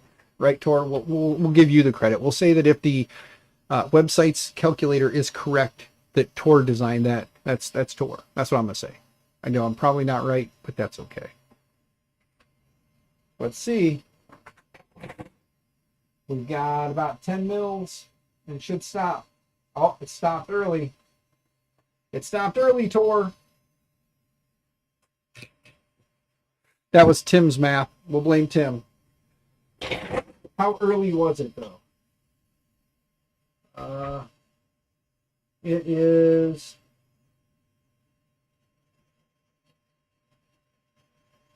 It's about 8 mils short. So what do you think? What do you think? 8 mils short. Should we let it ride or should we recalculate the map one more time? I think we should recalculate the map one more time. See if we can tidy that up again. We're already in everything. It won't take much. My current E steps, let's paste those in there. Control V. Whoops. Okay. Well, let's go back to the right screen so you guys can follow along. Let's go back in here. Let's go back to config. Let's copy this out. 265.17, which actually it should be on the bottom of the page. I don't know why I just went here. Being a moron. See, it's not there. Okay. So, Control V. And then extruded amount was 8 short, so it went 92. So it should be 288.82. All right, so we'll copy that. Come back here. Let's Control V over the top of that. Yeah, leave the space in there.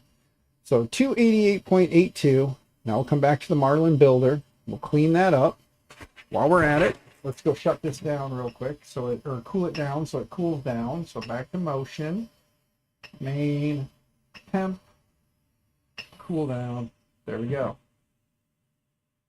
So Let's see how this goes. 9 of you watching still after 3 hours of streaming. Thank you very, very much for hanging out. Okay, that's cleaned up. Let's rebuild again.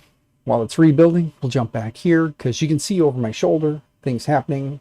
That screen that I'm watching in front of me is the same view I see over here. That's why I keep the YouTube window going on this screen, because then when I'm over there, I can read chat, keep up with you guys. But my goal would be to one day redo the entire office. Yeah. I wonder if that is because it was at 93 instead of 95 from the first go. Stock extruder should have been 95. You are correct. The stock extruder should have been 95. Or at least that is what it's been in the past.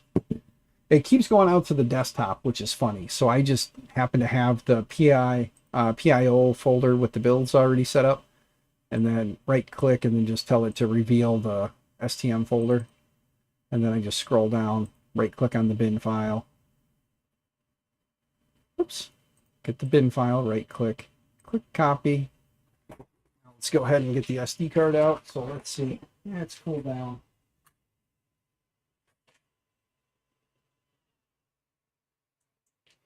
SD card out.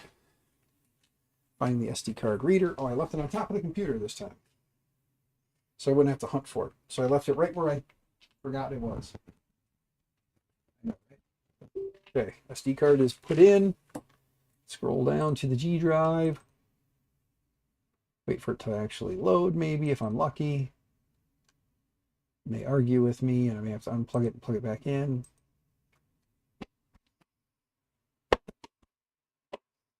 Puppies got me and got dust on me. But you are correct, Thor. It looks like Thor. The almighty Thor. I mean Tor. Sorry, bud. I guess there are worse things I could have called you than Thor, right?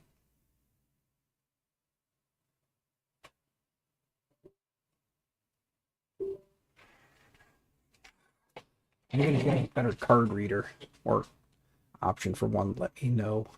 I probably have something floating around here. I just don't know where the hell it's at. I need to honestly like take a day and stream with you guys and just start pulling boxes out and going through it and deciding this is garbage, get rid of it. This is something important, keep it. And then I need to make my office bigger. I really do. I keep talking about wanting to expand out that way.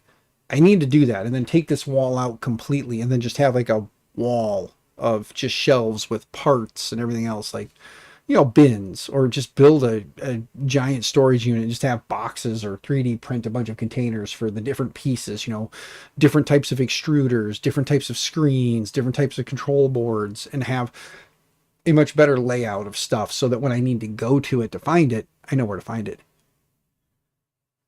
Customers call you Thor all the time. Gotten used to it? Nice.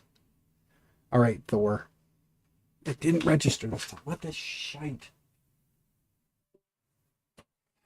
Come on.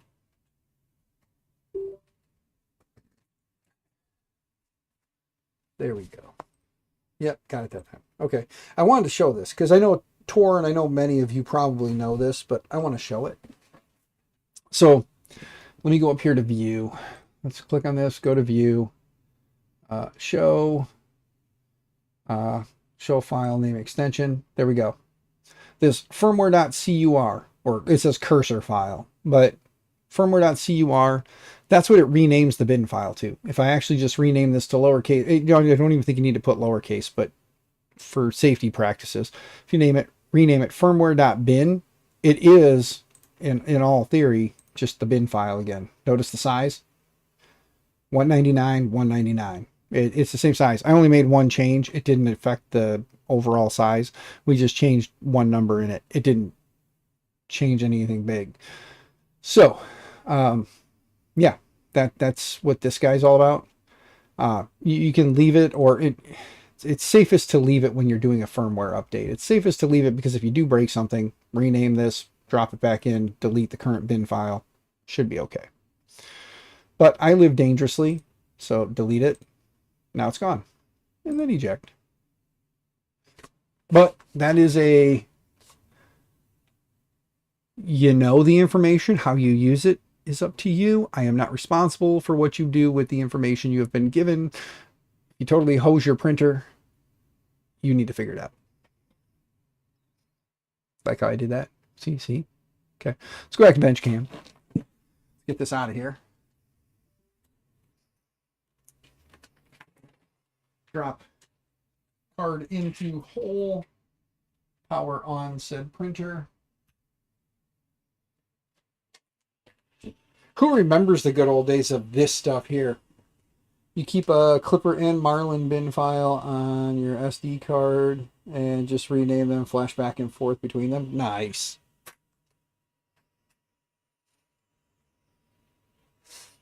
All right. And realistically, go into config, go into advanced settings. If we go into steps, see it's still set at 265.71. So let's go back. Scroll down to initialize EEPROM. Because I don't know that it actually flashed the firmware that time, which is going to kind of irritate me. So, but now let's go look. Let's go into config. Let's go into advanced. Let's go down to steps per millimeter. There you go. 228.82. So proof. Initializing your EEPROM after an update is an important thing. There you go. You see it with your own two eyes. You watched me do it. I rebooted it. It did flash the firmware, even though I didn't think it did. And then I still went in and initialized the EEPROM, and it pulled in the current E-steps as per what we put in the firmware. So there you have it. It is important to initialize EEPROM, even if you don't think it is. So now, since we know we're getting close, I'm just going to put one line at 100 and cross my fingers once I find my marker again. Okay.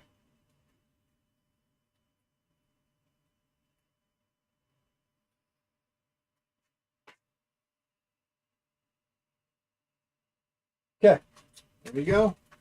Now we're going to preheat and send it. Boom. Temp. Preheat PLA. PLA. There we go. I'm actually going to send a few prints on this before I give this to Stan, is the teacher's name, before I give this to Stan, or Mr. M, as the kids call him. Before I give this to him, I'm going to send a few prints. So I'm going to see how this extruder, this hot end extruder does. If I don't like it and it is just nothing but problems, I will swap it over. I never really thought on the Odin that the extruder was the worst part of the machine. So.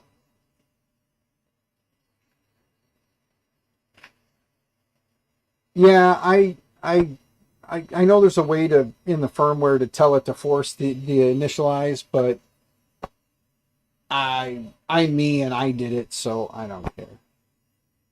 Not in our firmware. We have it clear the EEPROM on first boot to refresh flash, or to fresh flash. Nice.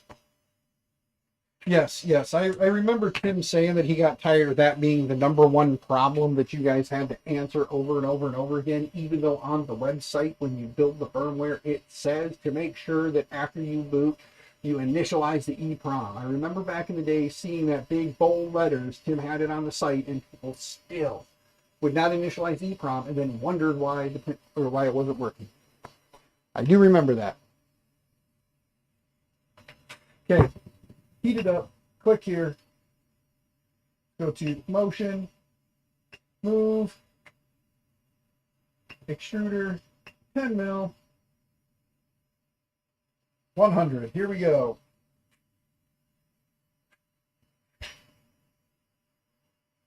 I'll keep my fingers where the 100 is, if I can. Let's see. There we go. 100 is right about here. So we'll keep riding it down and we'll see what happens.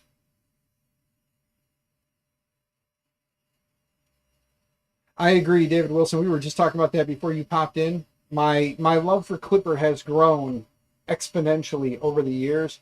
And the fact that anytime you want to make a change to the firmware to the firmware, not just like going in and adjusting E-steps, and then like Tor said earlier, where once you reset back or reinitialize the EEPROM, you're gonna, or not, yeah, once you restore defaults, it stopped right there. All right, we got it. Only took me 3. Only took me 3, but we got it. All right, so we're good. But yeah, I love the fact that in Clipper, it's a matter of edit the config file or whatever file you have, whatever you need to edit in, save and restart, and you're done. Like, it's just that quick, you're done, and you're moving on to the next thing. Instead of back to the firmware, edit the file, compile the file, save it to the SD card, take the SD card out, move it to the printer, power off the printer, plug it into the printer, power on the printer, reboot the system, wait for it to reflash, go into the EEPROM, go in and initialize EEPROM, settings are there, then test versus edit file, save and restart, warm up the system, tell it to send, and then measure and be done. So, yes. No more compiling. Agreed. And I know that Mr. Marlin has said repeatedly that he is working on different ways to try and make that better. And I am all for it, and I wish him the best. And as you can see, I still do have Marlin in I still do things with Marlin. My preference is just Clipper because of how easy that is.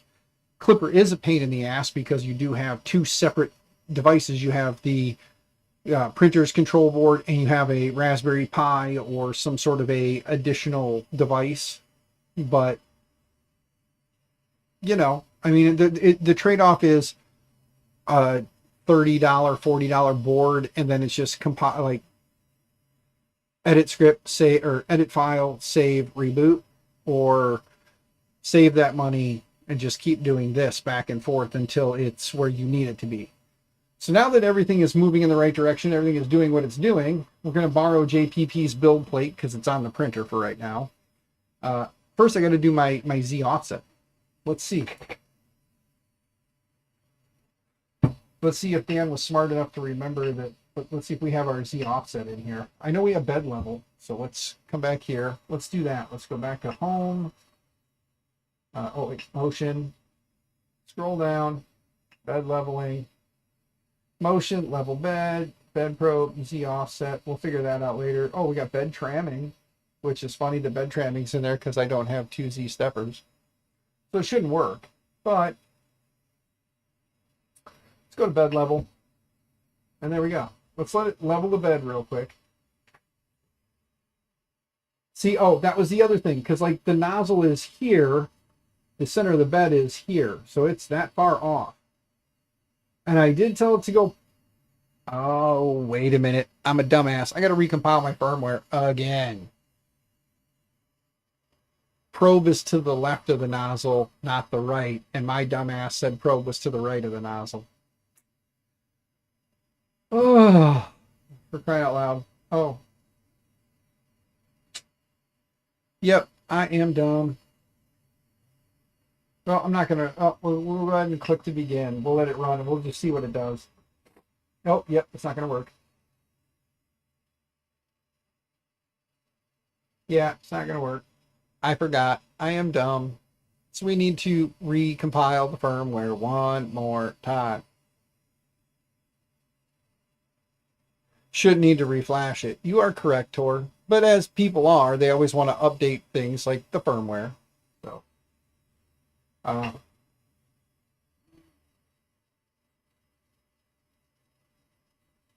oh, it's not actually doing the.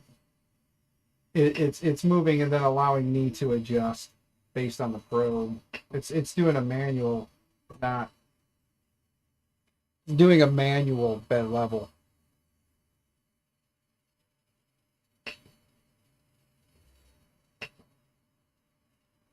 Okay. There. Let's take the SD card out. Let's go back over here and fix where our probe is in reference to everything. Because I am a total dumbass and did that wrong. So let's go back to probe off. Nozzle to probe offset. Scroll down. Go back here. Go to the right screen. All right. So again, so you've got example 1, example 2, example 3, example 4. Again, nozzle is here. I put the probe as positive 33. It's negative 33. And then the probe is also behind the nozzle, which is, in this case, positive. So positive 18 is correct. Negative 33 is what it should be, not 33. There we go. But again, then where is the... Tor, do you remember, and anybody else actually that remembers Marlin, do you remember where it is to tell it to move the probe to center? You have to leave for a while. You will try to jump back on later. Okay, David Wilson. I've been streaming for over 3 hours now. Probably going to be wrapping this up here pretty quick, though, to be honest with you. But David, I believe you still have my... Dave, I do believe you still have my cell phone number and my address. If you don't, I think I have your email somewhere. I will email you my cell phone and address, because you are one of those members of the community that is deserving of such information, as is Tor. If he ever wants it, he can just hit me up and let me know. But there we go. But I'm trying to remember, I believe in Marlin there is somewhere where you can tell it to move the probe to center, to probe. Correct. The offset should do it. Oh, correcting the offset should do it. Okay. I have a... Oh, you have a label printed already? Sweet. Well, thank you, good sir. I will patiently await the arrival. Do not rush. Do not rush. And cheapest form of shipping is completely fine, good sir. Do not next day anything. Take your time. Dig through your stuff. Do your thing. Looking for the Pi to Flash Octo print. Okay. I got you, Tor. Don't worry about it, bud. It's okay. I'm not rushing into anything, guys. I'm taking my sweet old time. And I do appreciate all the assistance. So let's go back into clean up our firmware again. Home offset adjust. As well, if it's not setting the front left corner to 00. Okay, because I do have Z safe homing set. So it's supposed to go to the center of the bed to home. And it's doing that. But home offset adjust. I didn't actually compile it yet, so let's look for home offset adjust. And just make sure. Home. Okay. Nope.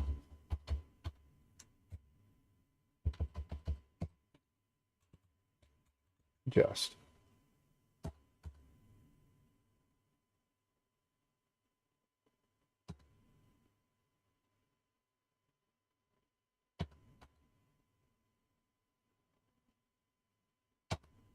I did notice mesh bed leveling is set. Oh, auto bed leveling by linear. That's what we need to do, right? Or just, yeah, auto bed leveling by linear.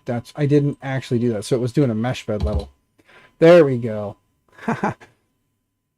Dumbass Dan. You need to set it to do auto bed leveling by linear. Do I want it to restore bed level after G28, enable leveling after G28? Do I want to turn either and or both of those on? Home adjust. Oh, there we go.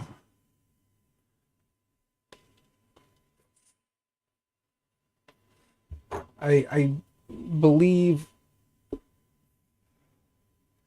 I leave both of those off, to be honest with you. Restore bed level after G20. Like I said, I usually just tell it to home before every print. So I don't necessarily want it to restore the G28. However, to save time, I could just level the bed once and then just tell it to go. And then just tell him if he ever has a problem with it, he can manually run the bed level. It'll store the G28 afterwards. Then he's good to go. It'll automatically restore the G28 after every G29, right? But anyway, I'm just talking. Could have said something wrong there. I probably did. I usually do. Let's look up 0, 0. Nothing there. Nothing there.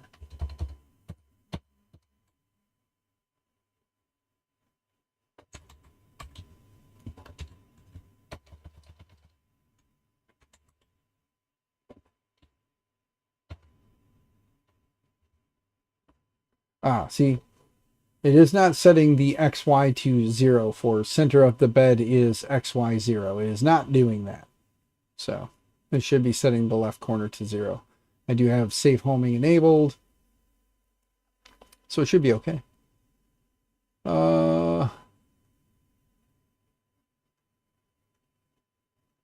Okay. Well, close that now. Come back here. We made the changes. Let's build it again. See what happens. Whilst we are at it, let's right click on this and go to reveal. Oh, we have errors now. What do we have errors for? Failed to build that time. Oh, select only one. Mesh bed leveling, auto bed leveling. Okay, so I gotta go back in and turn off the mesh bed leveling and just use auto bed level. Yeah, instead of using the mesh and having to adjust it at each point, we'll just let it auto bed level after we, yeah. Stupid ass. You only use one level. That's fine. There. Now go back. Let's clean that up, because it's always best practice to clean up after yourself. And then now build it again. And now we've only selected auto bed leveling, so we'll let it auto bed level.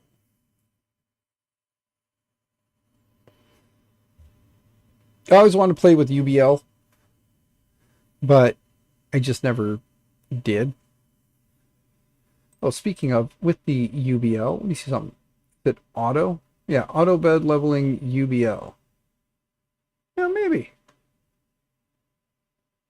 Must be removed from centralist homing if is disabled, which the jumpers are. So thank you for warning me for that. But they are. Come back here.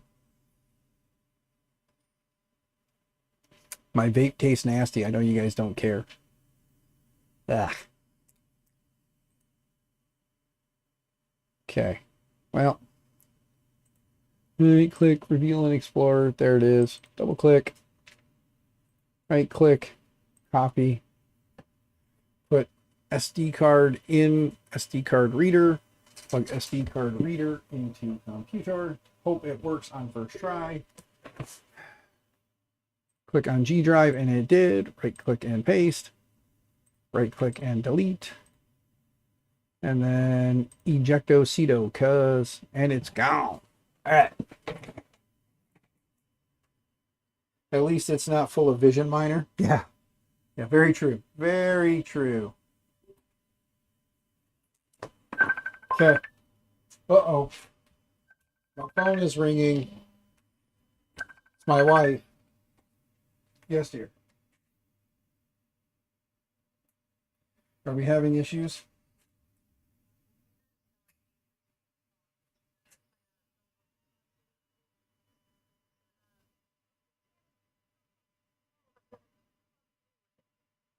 Okay, I will be in just a minute. Give me just a minute. Okay, love you. Bye. Okay, let's home this thing again real quick and see what happens. And then I gotta go, guys. We gotta wrap this up. So let me move this up. Let me hit initialize EEPROM real quick. Go to config, go to advanced, initialize EEPROM, initialize, done. Right click, motion. Okay, let's auto home. And let's see if it will actually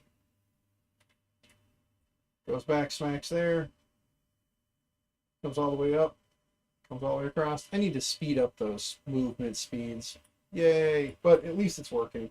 And if I'm giving this to somebody else, And there we go. Center of the bed is here. Probe is there. We are correct this time. Look at that.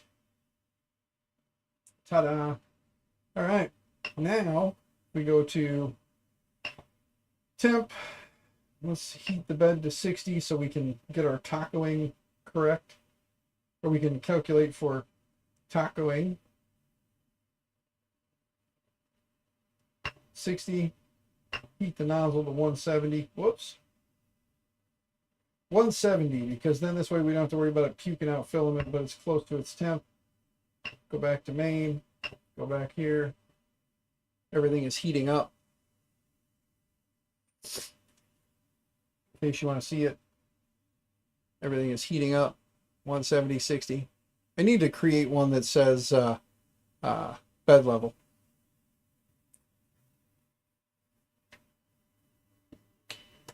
Jose, have a good one. See you on Friday. Tomorrow is Thursday. I'll be working and then coming home and doing home things. And then Friday, I'm not sure exactly the time yet. I will find out tonight or tomorrow. And then I will try to get it scheduled in YouTube so it pops up telling you that it's upcoming. And then you'll know. And if not, I'll at least post it over on X so you guys will know the rough time. Okay, we're pretty close. We're at 54, 55. I'm more worried about the bed itself's temp. So 56, 57. Okay, so when we're ready, let's go to motion. Let's scroll down to bed leveling, level bed. And here we go. Let's make sure that it's right. Look at that. Right up here in the corner on the bed. There's one. It's only doing single hits. One. It's a little off from center when it hits here, but that's because I know it's the offset of over on this edge here. See, it actually slammed into the edge. So we'll have to redo some math. I'll have to figure out how far this can travel, because obviously this can't travel the standard length because where the probe hits at the end stop is off. So I'll have to see how much I lose and take that off. So there'll be another one. But for today, we're done, guys. Thank you for coming and hanging out. Thank you for spending time with me. The usual routine. Stay out of trouble. Stay out of jail. Happy 3D printing. And all the things. See you guys on Friday.